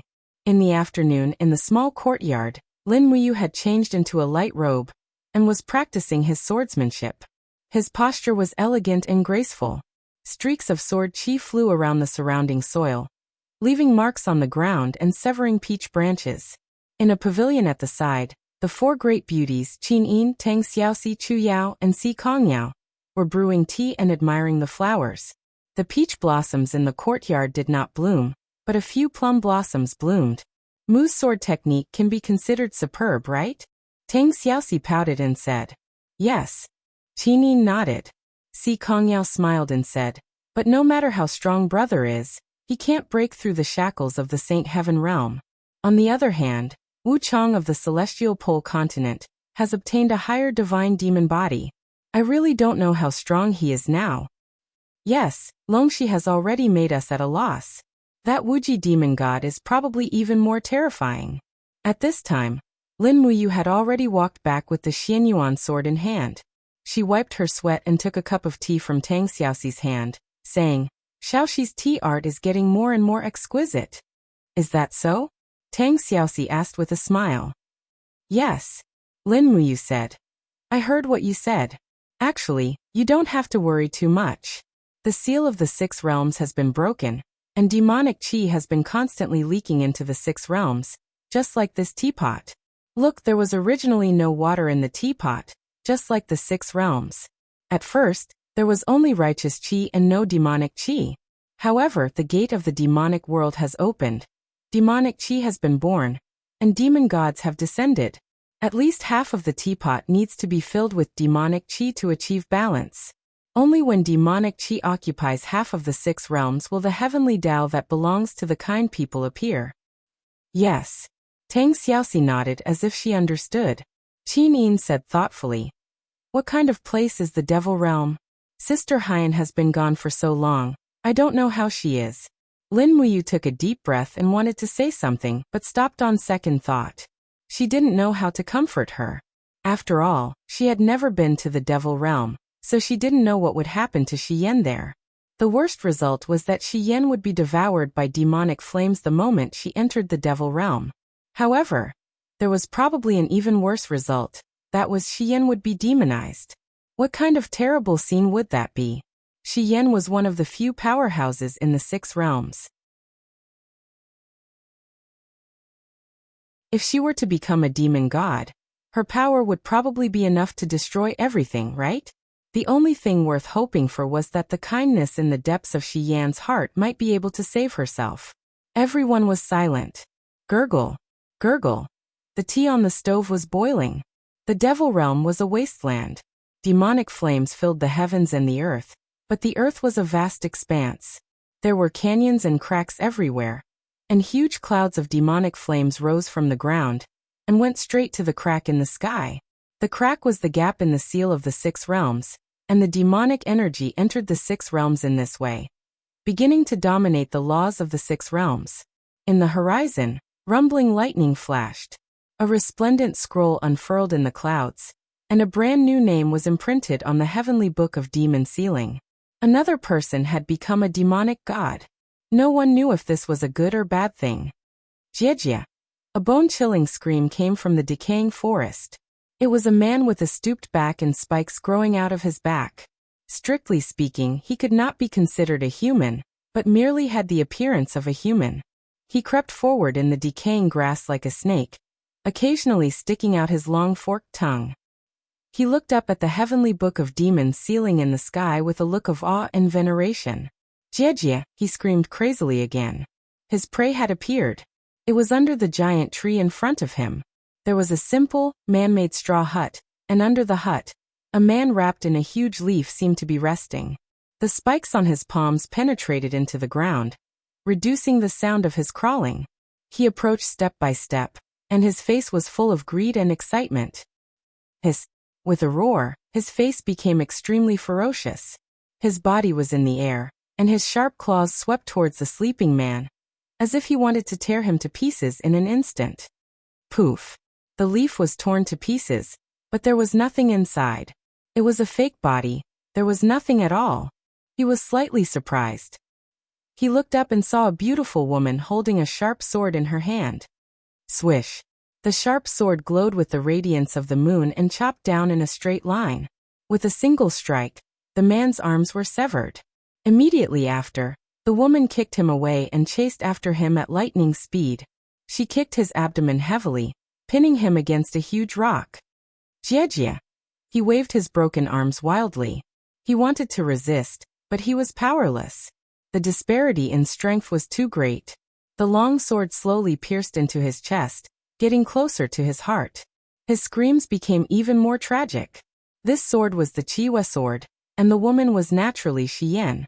"Tell me, where is the person who controls the devil flame?" Shi Yan said faintly. Hiss hiss. He only screamed, but did not speak. "You'd rather die than surrender?"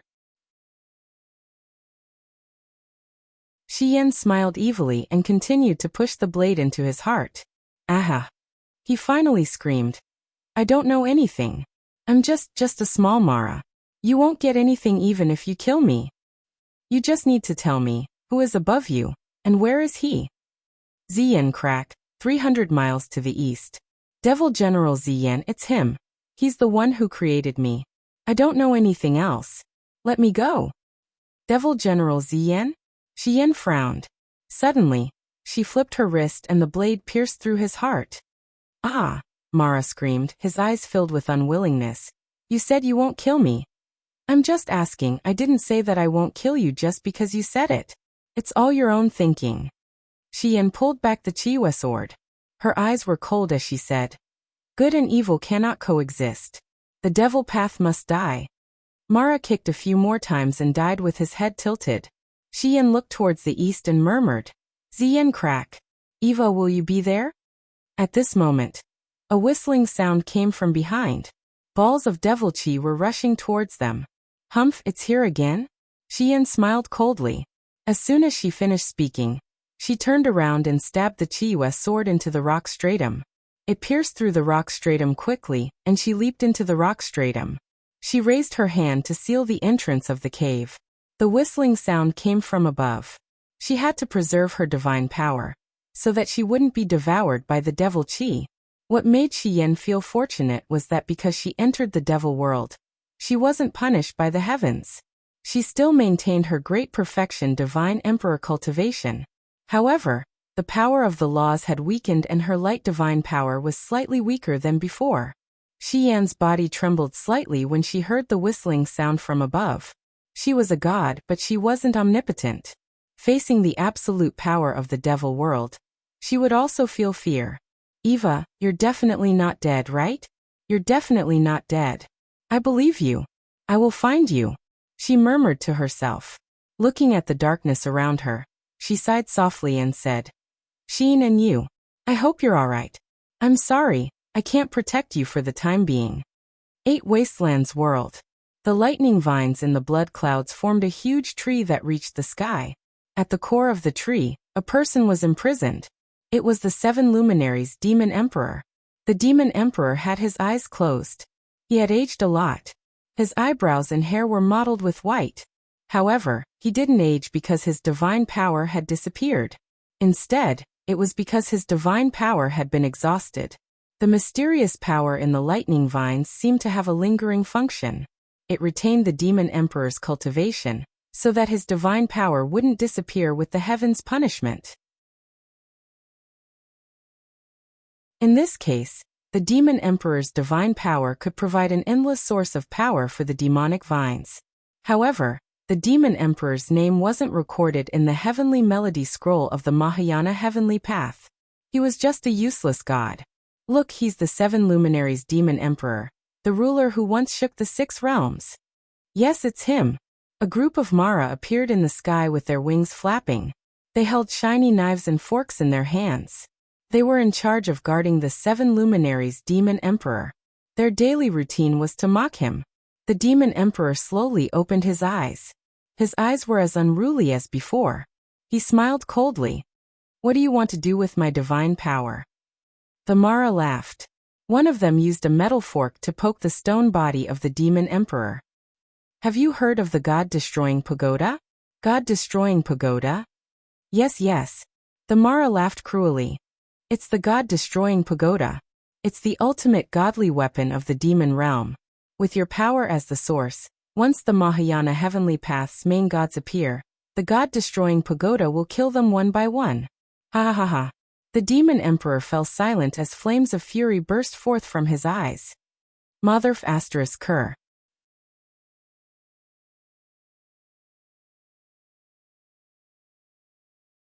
Chapter 1177. The star universe was silent. Strands of demonic flames flowed into the 6 realms from the gap in the seal. This time, along with the appearance of the demonic flames, there were also jejia, sounds that sounded like the mournful cries of vengeful spirits. Amidst the purple clouds, heavenly soldiers and heavenly generals, holding various kinds of weapons, descended from the sky. Each of them had the power of a demon god, and their eyes were filled with ferocity and viciousness. Mara, the demon world, finally made a move. Under the situation where the god-sealing demon book could cover the sky with one hand, the densely packed Mara army surged into the 6 realms. Roar, roar, roar. The Mara all had different shapes and sizes, but they were all indescribably ugly. Their bodies were covered with scales and spikes, and their ugly eyeballs were rolling around. Stepping on the demonic flames, they came to the 6 realms. Suddenly, all of them stopped and waved their weapons towards the back. It was bustling, as if they were welcoming some important person. The demonic flames became denser and denser, and the clouds rolled away. A person stepped on the air, riding on a ferocious tiger-like beast. In his hand was a war hammer that was suffused with blood-red flames. He wore black armor, and his body was sturdy. Even his face was covered by an iron helmet. A pair of piercingly cold eyes looked at the Mara army in front of him through the gaps of the iron helmet. Suddenly, he raised his arm and growled. "Brats, tell me, which one should we start conquering the 6 realms first?" The Maras roared, but no one knew what to say. One of the Mara carrying a bow and arrow stepped forward on the demonic clouds and said, "Lord Demon General Theron, among the 6 realms, only the 8 Wastelands world still has spiritual energy. The last pillar of the Bahuang pillar is supported by the 7 luminaries Demon Emperor. If it wasn't for him, I'm afraid that the Heavenly Sound Scroll of the Mahayana Heavenly Tao wouldn't have the chance to enter the 6 realms. Why don't we destroy the 8 Wastelands world first, and kill all the crippled gods that are still in the Heaven realm?" 7 luminaries Demon Emperor? Smoke puffed out of Theron's nose and mouth as he laughed. "No. Before I came here, the Holy King and Holy Emperor of the Demon Realm have already told me that the 7 luminaries Demon Emperor can't be killed. The supremacy in his body is still useful, and we need him to continuously supply the power of the god-slaying pagoda. As long as the 7 luminaries Demon Emperor is here, the god-slaying pagoda will be able to beat the fake Mahayana Heavenly Tao into submission." "Yes. Then where should we attack now?" "Men, flip through the Heavenly Book and see where there are the most demon gods. That's where we will establish our foothold." A cold sneer could be seen in Theron's eyes as he said, "Since the demon realm has sent me to be the vanguard, I will have to destroy a region first to provide a foothold for the demon realm to enter the 6 realms." "Yes." Mara quickly summoned the demon-sealing Heavenly Book, and the names of the demon gods flashed through the purple book in the air. Finally, this Mara stooped and said, "Lord Demon General, the plains of the 6 realms have produced a total of more than 600 demon gods. Among them, the celestial pole continent has the most demon gods. There are as many as 5, and one of them has obtained a demon body of a 2nd-tier higher god." "Oh, 2nd-tier higher god? Interesting." Theron smiled, and his eyes were cold as he said, "Then let's do it this way. Pass down my order. The 20,000 Vanguard Mara will be divided into 10 teams. One team of 2,000 Mara will follow me to the celestial pole continent, and the rest will spread out and head to the 4 great celestial realms to kill those fallen gods who have yet to submit to the demon realm." "Yes." Streams of light spread out from the Star Universe dome. Gold.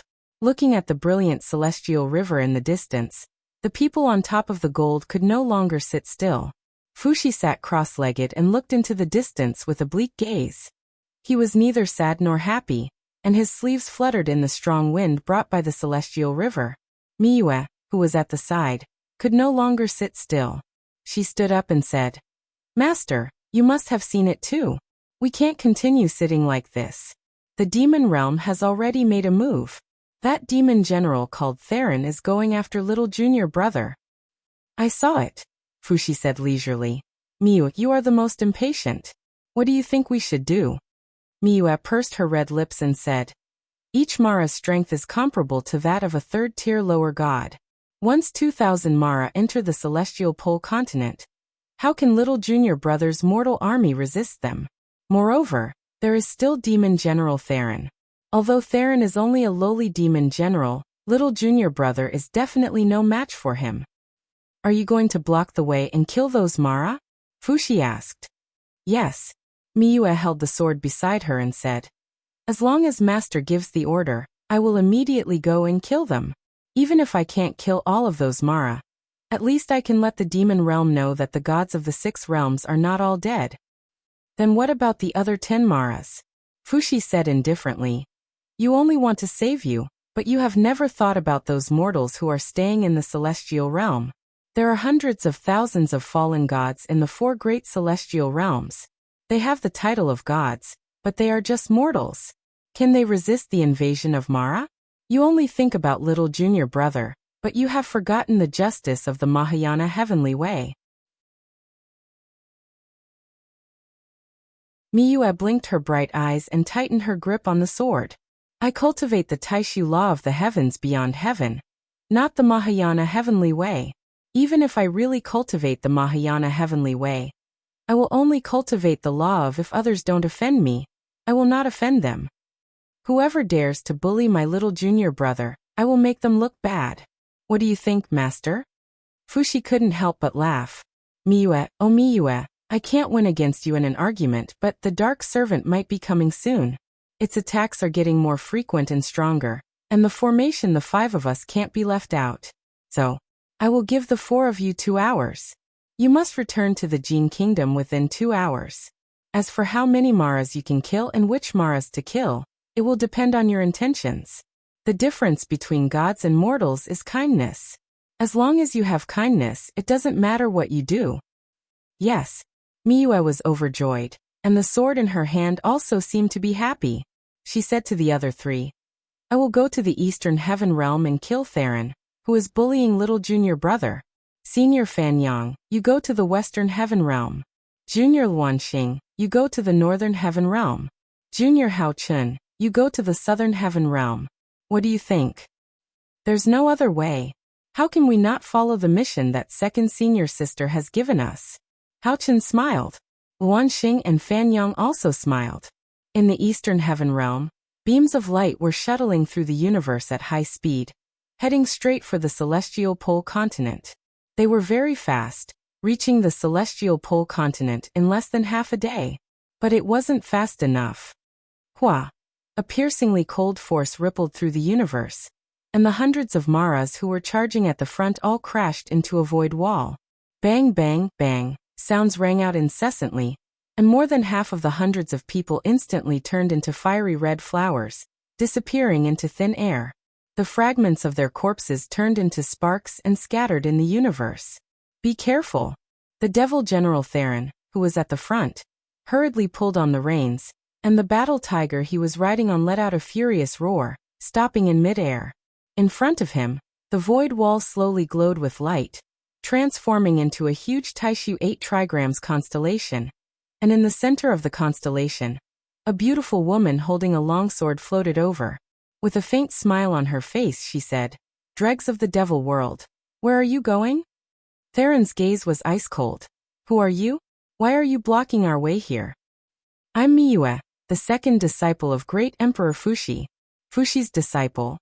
Theron's body trembled slightly, and he said, What do you mean by this? Are you openly challenging the devil world? Miyue, even if you're Fushi's disciple, don't think that we're afraid of you. The devil world's army is gathering, and if you openly oppose us, I don't need to say more about your fate, right? Miyue slowly pulled out her sharp sword, and her beautiful eyes were filled with coldness. In this life, I hate people who threaten me the most. Hong. Invisible waves of air rippled out, and her body turned into a beam of light, rushing towards Theron. She actually took the initiative to attack. No one would have thought that this seemingly delicate beauty would take the initiative to attack first. She was simply too fierce. Pung. A piercingly cold energy storm erupted in the starry sky. It was Theron's warhammer colliding with Miyue's sharp sword. It was just a simple strike, but Theron was so shaken that he almost fell off the back of the war tiger, and black blood spurted out of his mouth. A red sword mark appeared on the warhammer, and if it wasn't for the fact that the warhammer was big enough, it would have been cut in half by Miyue's sword. Miyue floated in midair, and her temperament was elegant, and she smiled faintly. It seems that the devil world's gods aren't that great after all. You guys have plotted for so long, and finally took advantage of Tian Fa to start a rebellion, but I don't think you guys will succeed, hee. None of your business. Theron roared, and he waved his war hammer, and instantly, a piercingly cold flame storm appeared in the sky, directly blasting towards Miyue. So fierce. Miyue held her sword with one hand, and with the other, she casually waved it in front of her. Suddenly, a wave of Taishu power dissolved the storm Theron had created, and Miyue threw a punch in the air. Pung. The armor in front of Theron's chest shattered, and a small fist mark went deep into the armor. One could even faintly hear the sound of bones breaking. Wah! Theron spat out a mouthful of blood, and he held his war hammer as he retreated. He roared. What are you waiting for? Mara, go and kill her. The rest of you, follow me to the celestial pole continent, and leave this place. Immediately, hundreds of Mara swarmed forward. Miyue gripped her sharp sword tightly, and fearlessly went up to meet them. Suddenly, sword chi flew in the sky, and the screams of Mara could be heard. Compared to Miyue's cultivation, these Mara were like ants. However, Theron also took this opportunity to quickly leave on his war tiger, leading hundreds of Mara directly in the direction of the celestial pole continent. Clang! The sharp sword cut off the handle of an axe, and Mara was cut into a blooming flower of fire. Miyue's body spun rapidly, and an arc of sword chi swept out. Almost all of the Mara around her were killed, but at the same time, a virtual image appeared above her head. It was Fushi. Ming is coming. Come back. But Master, Mara hasn't killed all of them yet. This is fate. I'll give you all time. Come back immediately. Otherwise, once Ming devours Jean, even the gods of the realm beyond heaven won't be able to save the situation. Yes. Miyue looked at the starlight behind her unwillingly, and said faintly, Little junior brother, senior sister can only help you this much. Please take care.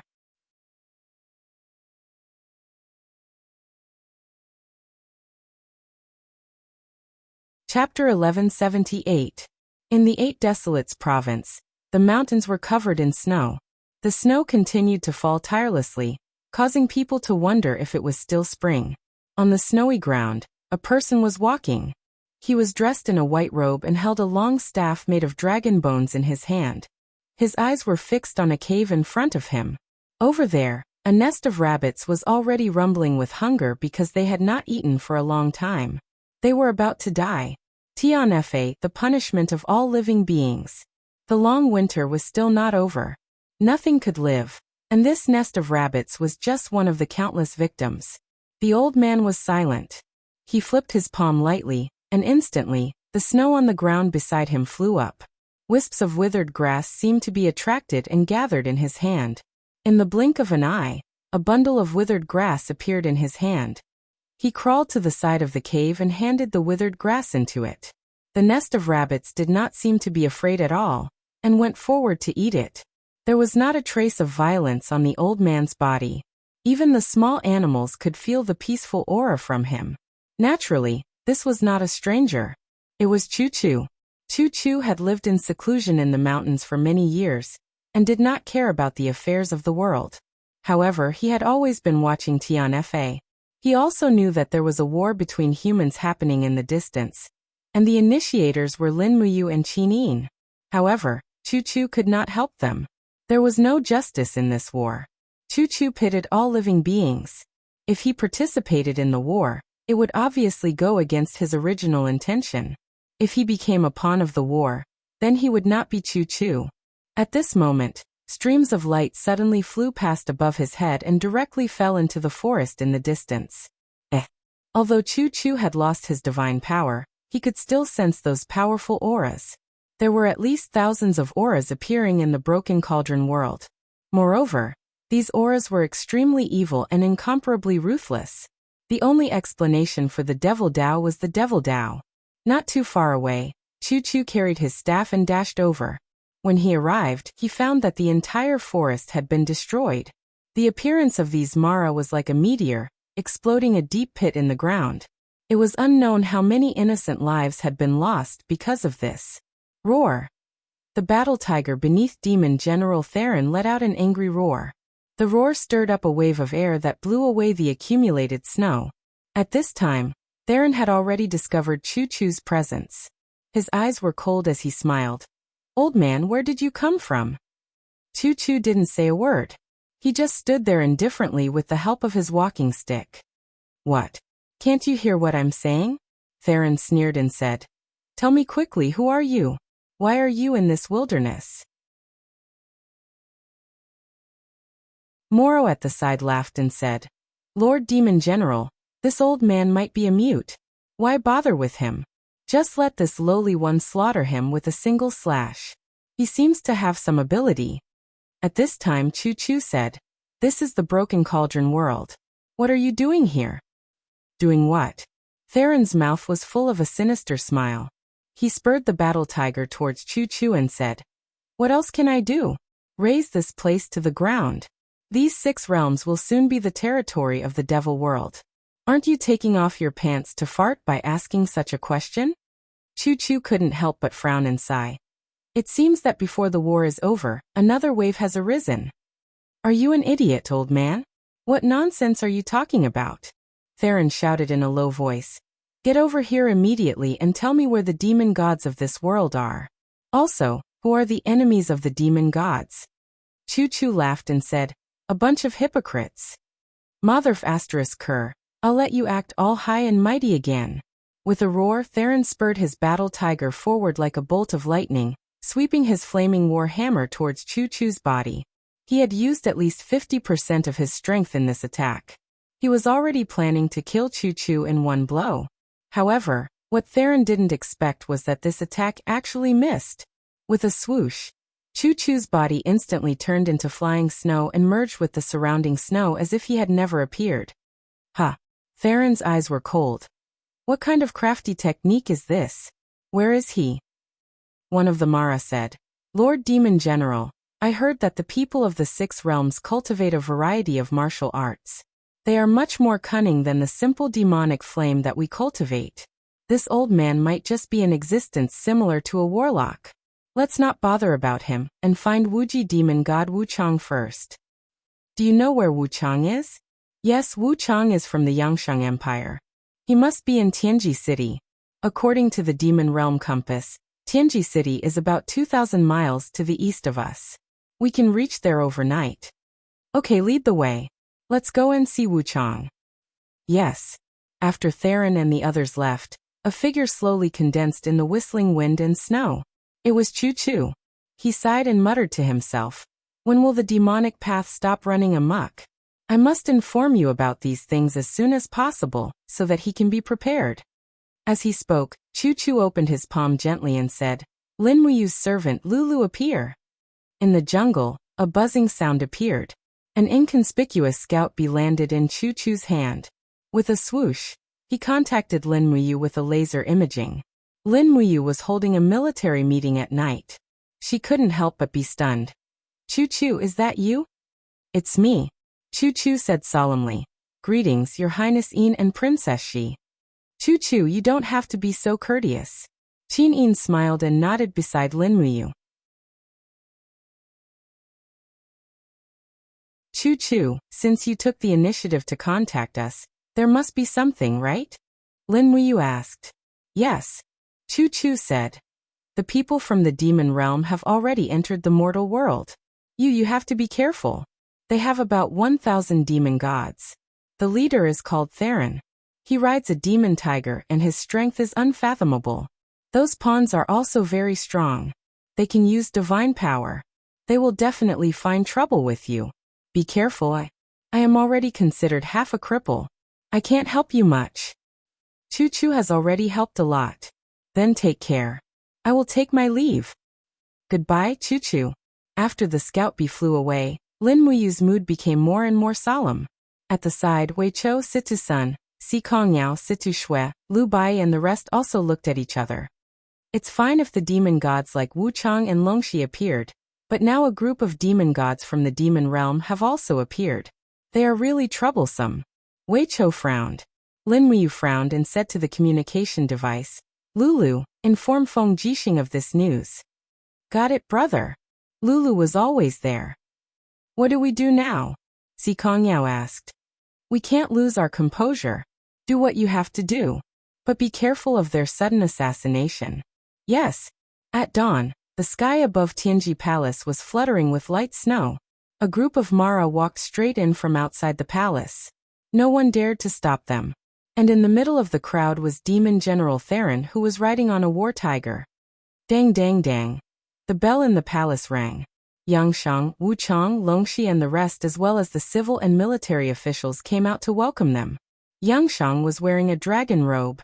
He stood on the stairs with a dignified look and said respectfully, "The Lord of the Kingdom of Shang, Yangshang, pays respect to Lord Demon God." "You are Yangshang?" Theron urged the war tiger, and walked up the stairs without fear. Then his eyes fell on Wu Chang and said, "You are Wuji Demon God?" "Yes." Wu Chang was a calm and steady person. He cupped his fist and said, "Greetings to Lord Demon God." "You don't have to be so polite," Theron said lightly. "I am Theron, the commander of the Demon Realm's Vanguard Army, and you are the Wuji Demon God recognized by the Book of Sealing Demon. You control the law of darkness, and have a higher position than me, but you are not the real Demon God after all. You still need some tests."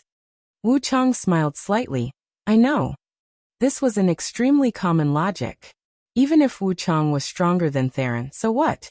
Theron represented the demon realm, while Wu Chang was just a demon god in the mortal world. Their positions were still different. Yangshang was a little embarrassed by Xianbing and said, "May I know why Lord Theron has come to the mortal world this time?" Theron turned around and looked at Yangshang. "Yangshang, are your country and your army willing to pledge allegiance to the demon realm?" What does Lord mean?" Theron laughed. "It's very simple. If you are willing to pledge allegiance, then you are all the people of the demon realm. I will naturally treat you well. If you are not willing, then you are the enemy of the demon realm. I will lead the Mara army to slaughter you all." Yangshang only thought for 3 seconds and said respectfully, "I am willing to lead all the people of the kingdom of Shang to pledge allegiance to the demon realm." "Good." Theron smiled with satisfaction. "Now tell me, who is the enemy of the demon realm?" Tianjue at Linmuyu, Qingyu." Yangshang said word by word. "Who is stronger?" Linmuyu. "Good." Theron raised his war hammer and said, "All Mara, listen up. Be ready to attack at any time to kill Linmuyu. Long live the demon realm." The group of Mara screamed madly. Wu Chang, Yangshang, Longxi, and Filei were all stunned. The people of the demon realm seemed to be a bunch of lunatics.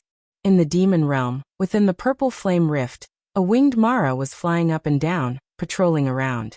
Inside the rift was the demonic flame lava that surged like a river. That was something that the people of the demon realm loved the most.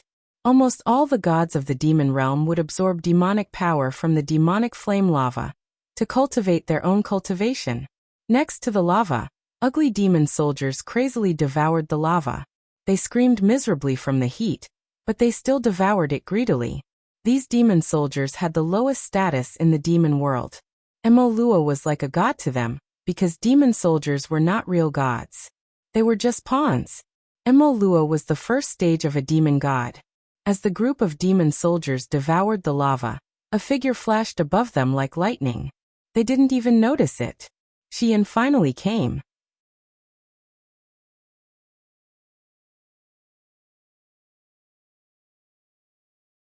Chapter 1179. A row of Mara troops slowly patrolled the cave. They were responsible for the safety of the residence of the devil general Ziyan. And this devil's cave was also the residence of Ziyan. In the devil world, the devil's flames were rampant, and the environment outside was so harsh that even the powerful devil general could only find such a cave to rest. There were more than 30 Mara in total, and each of them had cold eyes and stooped bodies, breathing heavily. But just as this group of Mara was patrolling the cave as usual, suddenly an invisible aura rippled out. It was the domain of God, and they were completely unable to move. They couldn't even shout. The next moment, a beautiful figure descended from the sky. It was Xian. She didn't say much, and the light divine power in her palms slowly pressed down. Puffed, puffed, puffed. The bodies of the Mara could not withstand the heavy pressure of the domain, and one by one, they exploded, and blood flowed everywhere. Xian didn't stop at all. She leaped and flew into the depths of the cave. Over there, a powerful aura had already been detected because of her killing, and the aura was constantly rising. Swoosh! The agile figure shot into the depths of the cave like an arrow into a dense forest. The next second, Xian was already standing straight on the giant rock on the left side of the hall at the end of the cave. And a pair of beautiful eyes looked disdainfully at the person on the throne. That person had long purple-red hair, a ferocious steel mask on his face, and a long sword glowing with red flames was placed beside him. He looked at Xian silently, as if he had already known that she would come. On the side, dozens of Mara were all shocked, and they raised their weapons and rushed over. "Stop!" The devil general Ziyan spoke, and his voice was like a ghost's roar from purgatory. "She is mine, no one can snatch her from me. All of you back off, there is no place for you to intervene here." The crowd of Mara roared wildly, but they kept holding their weapons and retreated according to the order. Watching from afar. "You are Ziyan?" Xian asked. "That's right, I am Ziyan." Ziyan looked up at Xian and said, "Your breath is very strong. You should be a survivor from the 6 realms. If I were you, I would find a hole to hide in and live for a while longer. Instead of coming to the demon realm to seek death like a moth flying into the fire, he. Xian held the Qiyue sword in her hand and smiled indifferently. "Stop dreaming. You are no match for me with your abilities. Can't you feel it?" "Of course I can, but so what?" Ziyan sneered. "Do you dare to kill me? As long as you kill me, the news will immediately spread to every corner of the devil world. And there will be even more experts of the devil world coming to kill you. I'm just a mere devil general. Above me, there are still the Holy King, the Holy Emperor, and the Supreme of the devil world. They are not people you can fight against. Cut the crap. I don't want to kill you. I just want to ask you something." "Oh, say it." Ziyan secretly heaved a sigh of relief. Xian said, "Where is Eva?" "Eva? Who is that?" Ziyan was startled. "The blazing angel who guards the 6 realms seal, my sister. She has been swallowed by the devil flame. Tell me, is Eva in the devil world? Has she been taken away by you?" Xian was a little emotional. "I don't know," Ziyan said. "The devil world's army that participated in breaking the 6 realms seal did not include me. And with my strength, I am not qualified to participate in the war against the 6 realms. I think you are asking the wrong person." "How dare you?" Xian shouted, and the 6 wings behind her spread out. Her aura was so cold that Ziyan and all the other Mara squatted down in fear. How could they withstand the sharpness of the blazing angel? Xian's bright eyes were filled with killing intent. "The devil world swallowed Eva. Do you dare to say that you, a devil general, have no idea?" Ziyan knelt on the ground, trembling, but his palm gently moved to the long sword beside him. "Do you want to resist?" Xian's eyes were burning. The power of her domain quickly revolved and shot towards the ground like a white flame. In an instant, it actually melted Ziyan's weapon into a pool of molten iron. Xian's strength was so deep that it was terrifying. Ziyan's heart beat violently. This woman was not human at all. Ziyan wanted to explain, but didn't know where to start. The Qiyue sword in Xian's hand slowly hummed. She sneered and said, "I'll give you one last chance. Tell me, where is Eva? If you don't, I will make you evaporate along with this whole of yours." Ziyan trembled and finally compromised. He said to the group of Mara, "All of you get out.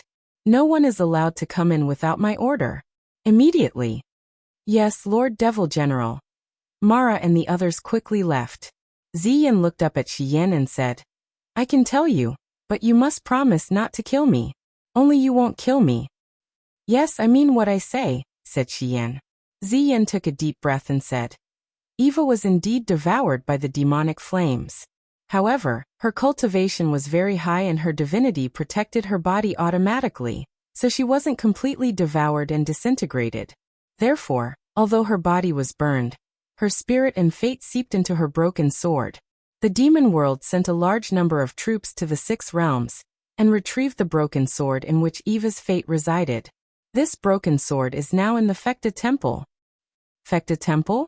What's that place?" "The Fekta Temple. That's the heart of the demon world. It's the palace of the 10,000 Demon Emperor, one of the 4 holy emperors. Not only is the Demon Emperor guarded by the 10,000 holy kings, but also the 10,000 demon emperors." Why did they bring Eva's fate to the Fekta temple? Asked Xian with a frown. Ziyan shook his head. Given my status, I don't have the right to know, but I heard that Eva's fate is the fate of a perfect god, and is extremely precious. Therefore, the demon emperor plans to use Eva's fate as a source of power to speed up the awakening of the god-destroying pagoda. God-destroying pagoda? Xian already had a bad feeling. What is the god-destroying pagoda? Tell me. Ziyan laughed bitterly. The more I say, the more I can't turn back. Of course you can't turn back. Tell me. The god-destroying pagoda is the #1 divine weapon in the demon realm. It is said to be able to destroy gods and Buddhas. It is extremely powerful and can reflect the power of the entire demon realm. In other words, a single attack from the god-destroying pagoda uses the power of the entire demon realm. No god can go against the god-destroying pagoda. However, the god-destroying pagoda was destroyed in a fierce battle many years ago. The holy emperors of the later generations spent many years to repair the god-destroying pagoda, but it requires an extremely vast amount of divine power to awaken the pagoda spirit. It is said that the 7 luminaries demon emperors will provide at least 60% of the power for the awakening of the god-destroying pagoda. The remaining 40% will depend on Eva's fate. If that is not enough, the 4 holy emperors will think of other ways. At this point, Ziyan could not help but take another look at Xian. I know you. You are the blazing angel Xian, one of the strongest people in the Western divine realm. You are very lucky to still have divine power. However, let me give you a piece of advice. Hurry up and leave. Don't try to go against the 4 holy emperors. You are no match for them. If you go to the Fekta temple, you will just be walking into a trap and sacrificing yourself as a source of power for the god-destroying pagoda. Xian frowned slightly. Is the god-destroying pagoda really that powerful? It is more than powerful. Ziyan smiled faintly and said, I heard from the ancestors of the devil realm that no matter if it is the Zenith Heaven Golden Immortal or the ancient Buddhas, almost no one can withstand a blow from the god-destroying tower. Even if it is the sky beyond heaven, such as Panga the Great Emperor. I am afraid that they cannot withstand a blow from the god-destroying tower. Do you know how Theodore, the former king of the Northern Divine Realm, died? That's right, a simple attack from the god-destroying pagoda destroyed Theodore's body and soul. Think about how powerful Theodore was back then. Who in the 4 divine realms could go against him? Xian could not help but be stunned. She had heard of Theodore's name before. However, the ancient books only recorded that this powerful god had suddenly disappeared. Many people assumed that he had ascended to the supreme divine realm beyond the heavens. However, they did not know that he had actually died. All right, let me ask you one more question. Go ahead. Why do you want to tell me everything about the god-destroying pagoda? Xian asked faintly. Ziyan knelt on the ground and laughed bitterly. If I say it, you must promise not to laugh. All right, go ahead. Ziyan coughed in a serious manner. Little stars began to twinkle in his eyes. He stared straight at Xian and said, Although I am a demon god, I have been righteous and kind since I was born. Isn't there an old saying in the primordial realm of desolation? Humans are born kind. The reason why I told you so much is because I want to be a good person. Oh no, I want to be a good demon. Xian still burst into laughter. You said you wouldn't laugh. Ziyan glared. All right, I won't laugh. Xian waved her hand. Actually, I had planned to kill you and your subordinates after asking you this question. However, because of what you said, I have decided to let you go. As she spoke, Xian turned around and was already prepared to leave. Wait. Ziyan stood up. Lady Xian, are you really going to the Fekta temple? Yes, I have no other choice. Xian said indifferently. Firstly, I can't let Eva die like this. Secondly, since I know the secret of the god-destroying pagoda, I can't just stand by and watch it awaken and kill the righteous gods. Thirdly, since I'm here, I don't plan on going back alive. Eva isn't your biological sister. Why do you want to sacrifice tens of thousands of years of cultivation? You don't understand. You are a demon. You don't understand friendship. No, I want to understand. Ziyan knelt again and said, Lady Shiyan, if you trust me, Ziyan, I am willing to bring you to the Fekta temple and help you resurrect Lady Eva's spirit. Aren't you afraid of death? Yes, but I want to be a good person. Oh no, a good demon. Do you think I will trust you? Ziyan said confidently. As you said, you have no other choice. If you trust me, you might have a chance to save Lady Eva. If you don't trust me, you will only be going to the Fekta temple to die. You don't even know where the god-destroying pagoda is, or where the broken sword where Lady Eva's spirit is. Furthermore, why don't you trust me? Although the demons are evil, they are not deceitful. We always do bad things to the end. We will not pretend to do bad things and then tell others that we are a good demon. Stop talking nonsense and go on your way.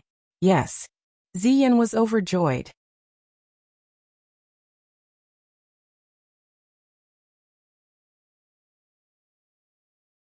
Chapter 1180. Xishan Province, Shiping Prefecture. Heavy snow was falling endlessly. In the meeting hall, everyone was a little nervous. Feng Jixing sat on the commander's seat, holding an edict in his hand, and said, Her Highness Yin's edict orders that all the generals above the rank of captaincy of the Great Qin Empire in Xishan Province must immediately disappear. How do we disappear? Xiang Yu was stunned. Think of a way yourself. Disguise and live in seclusion are all ways. Ding Shi frowned and said, We have hundreds of thousands of men and horses in our hands. Why should we be afraid of a few insignificant Mara? Feng Jixing took a deep breath and said, Because Lin General said that Mara does not belong to the mortal world. They are demons. The opponent that is truly worthy of them is a god. However, we do not have a god, so we use mortal soldiers to fight against demons. This is unfair to the soldiers. Perhaps 300,000 soldiers can kill these Mara, but to injure 1,000 enemy, we will lose 800 men. Therefore, Lin General ordered that we are not allowed to use mortal soldiers to fight against Mara. Qianfeng squinted his eyes and said, Lin General and Her Highness Yin are indeed wise. That Theron led 1,000 Mara into Tianji Palace, presumably they will work for Yangshang. Therefore, their next step will definitely be to kill the leader of the Qin Empire, because assassination is the fastest and most convenient way to end a war. In this way, everyone here will be in danger. We must learn to hide ourselves to preserve our strength. Yes. Feng Jixing nodded and said, I have already made arrangements. The ventilation in the cellar of the Imperial Garden is not bad. It can also provide food for half a year. From today onwards, those who are willing to live in the cellar with me can go together. As for the defense of Xishan Province, leave it to the generals outside. Our meeting hall will temporarily stop working. Do you all understand? Yes. Ding Shi and Qianfeng nodded in unison. But Qin Yan frowned and said, General Feng, we're the main force. If we lay low and don't come out, the outside world will spread. The spearheads of those fiend world's gods will definitely point at Big Brother and Cousin. What should we do? This morning, Dragon Rider has already sent the Wind Origin Stone, Senior Luo Tianji, and his treasures to Red Rock City. I'm sure you already has a way to deal with it. We don't have to ask anymore. Yes.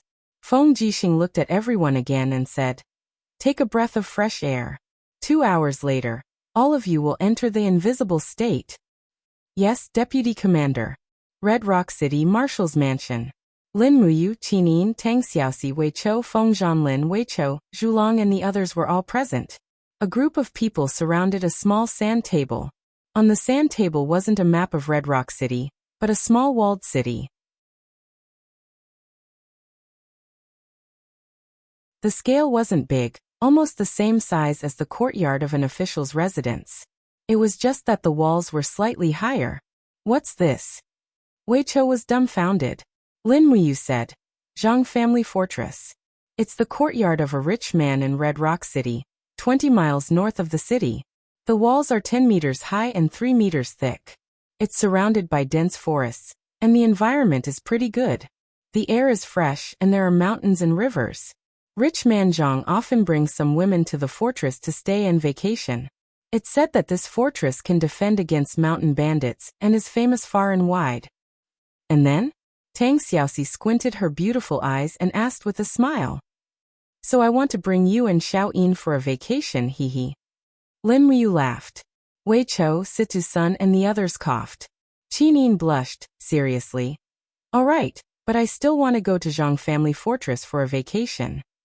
Lin Muyu held the edge of the sand table and said, 2 days ago, rich man Zhang offered this fortress to me under the invitation of the military police camp. I also sent some soldiers to Zhang family fortress to repair the walls and buildings. From today onwards, we will be living in Zhang family fortress. Wei Chou was stunned. But Your Excellency, the Mara army led by Theron may come at any time. Even masters like Wu Chang, Falei and Longxi may come together to carry out the assassination. You and Her Highness are important figures of the Qin Empire. You can't go out of the defense range of the Longdan army camp, otherwise. Wei Chou, don't say it. Lin Muyu said softly. I won't let the soldiers of the Longdan army camp fight against the devil for me. It's too selfish. I just want the whole world to know that I live in Zhang family fortress with Xiao Yin and Xiao Shi. I want to build this fortress into a palace in the shortest time, so that people like Theron and Wu Chang will come to trouble me. Nangong Lai took a deep breath. Leader, what are you going to do? Citizen also said, Yes, Your Excellency. Can a palace fight against more than 1,000 devil gods? How will we know if we don't try? Lin Muyu smiled and pointed at the Zhang family fortress on the sand table, saying, I have ordered to use bell-absorbing rocks to pave the stone floor around the fortress, so that the devil gods will lose the ability to break the void around the Zhang family fortress. In addition, Senior Luo Tianji must bury wine stone around the fortress. The wind saw is the weapon to stop and kill Mara. Wei Chou said, But the wind saw can't kill all of Mara. Once they break through the wind saw, how will we deal with them? Lin Muyu stretched out her hand and pressed on the side of the fortress, saying, Build 4 turrets around the fortress. They must be sturdy and install a deicide cannon on each of them. In addition, build around 24 arrow turrets along the inner walls. Place 20 godly archers on each arrow turret, and equip them with devil heart white drill arrows. As long as they have enough arm strength, killing Mara will not be a problem. These can only deal with the threat from the sky for a short period of time. What will happen once the devil gods land? Wei Chou looked worried. Don't worry. Lin Muyu pointed at the ground inside the fortress and said, There will be traps installed here. There will be 2 giant mechanical beasts lying in ambush, Zilong. The Zilong has wind stone installed on its body, and its power is extraordinary. Even people at the level of Longxi and Falei may not be able to gain the upper hand against the Zilong's attack. To think that back in the 64 domains, I also suffered a loss from the Zilong because of my poor cultivation. Are these mechanical beasts really that powerful? Situ-san was interested. Luo Tianji twirled his beard and smiled. Does General Situ want to try? The surface of the Zilong is tempered with hard iron, and cannot be penetrated by swords and sabers. On the inside, the windstone is controlling its power. The attacks launched will carry the divine power stored in the stone. Situ-sen's mouth twitched. Then forget it. I concede defeat. Lin Muyu said, That's it. The 2 Zilong will be the main attacking and defending forces.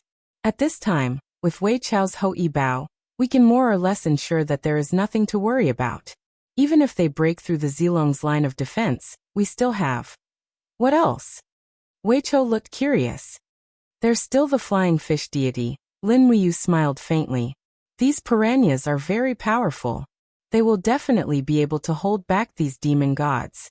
Whether it is Theron or Wu Chang, these people should not have seen the Zilong, flying fish deity, and so on. Moreover, we need to continue digging the underground tunnels under the fortress and cover them with white drill arrows. In addition, we still have the heavenly book in our hands. Even if the Wuji demon god Wu Chang comes in, we will make him suffer. In the end, the more information Lin Muyu revealed, the more relieved everyone was. It seemed that fighting against the demon gods was not impossible. It all depended on whether they were willing to give it their all. Wei Chou frowned and said, Although Sir's plan is already very thorough, digging the tunnels and building the turrets all require time. It will definitely not be completed within 2 to 3 days. Sir, Don't worry.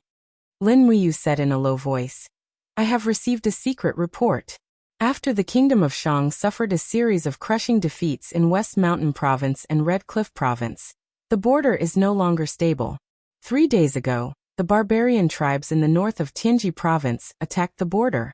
These barbarians are so strong that they even annihilated an army of 2,000 people. Therefore, Yangshang has already requested Theron's Mara army to quell the rebellion. I believe that Yangshang must want to personally witness Mara's strength before deciding whether or not to make a move against us.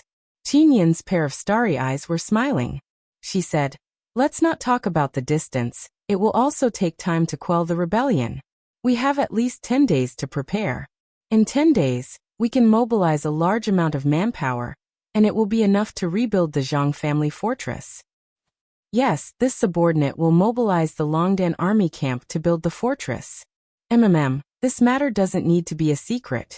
Remember to collect antiques, paintings, and strange stones from the surrounding cities and counties, and move them into the summer residence. The bigger the news, the more determined Yangshang will be to make a move. Yes. Lin Muyu coughed and said, I think the movement might not be big enough. Why don't we follow the example of the Iha kingdom and hold the conferring ceremony in the Zhang family fortress? Your Highness will also confer 7 to 8 imperial marshals. This will definitely shock the world. It will also make Yangshang, Chen Yu, and the others feel that our Qin Empire is too arrogant. Arrogant? Do we really have to be so arrogant? We have a strong army and an invincible army. Why shouldn't we be arrogant? All right, let's go with the plan. When should we set the date? 3 days later. At least the fortress will have a different appearance. We will confer the marshal there.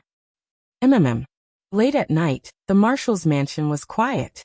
Under the light of the candlelight, Qin Yin pursed her red lips and was hesitant. The conferring of the marshal was really a headache. So many generals had made contributions in the war, and it wouldn't be good to miss any of them. Moreover, if the ranking of the marshal was biased, it might cause dissatisfaction. At this moment, Qin Yin actually missed Su Muyun, Zhen Yifan, and Chu Chu. If they were here, this matter would probably be easier to decide. As for the conferring of the marshal, Lin Muyu avoided it because he was definitely on the list. It was not good to intervene. Therefore, only Tang Xiaoxi, Chu Yao, Si Kongyao, and Ouyang Yan accompanied Qin Yin. Since the Iha kingdom had 7 marshals, why don't we also appoint 7 marshals? Chu Yao said with a faint look in her eyes. Sister Chu Yao, do you have any suggestions for the candidates? Yu Feng Jixing, Qian Feng, Qin Yan Ding Shi Xiang Yu, Tang Zhen, Beilitsang Wei Chou Sitasun, Zhang Wei Chen Xiaoli and Qin Yong. These are all qualified candidates. Chu Yao bit her red lips and said, I can only think of so many for now. Tang Xiaoxi said, we also need to include the people guarding Lanyan City. Su Yu and Zhen Yifan should also be on the list. Qin Yin nodded. In fact, the most troublesome thing was the ranking. How to rank the 7 marshals was selected was also a skill. Otherwise, if dissatisfaction was caused, the morale of the army would probably be shaken. After staying up for a night, the next day, the list of the 7 marshals was finally released. The order was Lin Muyu, First Marshal, Heaven Suppressing Marshal, Qin Dukedom Feng Jixing, Second Marshal, Country Suppressing Marshal, Xian Dukedom Qianfeng, Third Marshal, North Pacifying Marshal, East Dukedom Xiangyu, Fourth Marshal, East Pacifying Marshal, Eastern Dukedom Dingxi, Fifth Marshal, South Pacifying Marshal, Southern Dukedom Tangzhen, Sixth Marshal, West Pacifying Marshal, Western Dukedom Jin Yifan, Seventh Marshal Eagle Yang Marshal, Divine Marquis. In addition, Qin Yan Wei, Xiao Situsun, Suyu Zhang Wei, Beilitsang, Chen Xiaoli and 10 others were conferred the title of Great Generals, each with a title of nobility. The imperial edict was immediately sent to Xishan Province and Lanyan City. It was necessary to let the whole world know of the great power of Qin State. You're tuning in to the Li Mei's Wuxia Whispers YouTube channel. We're so grateful for your support and don't forget to subscribe to join us on this incredible journey through captivating stories. Your generosity through donations truly makes a world of difference. as it's the primary source of revenue that allows me to expand and enhance this channel for you. Thank you from the bottom of my heart for being a part of this adventure.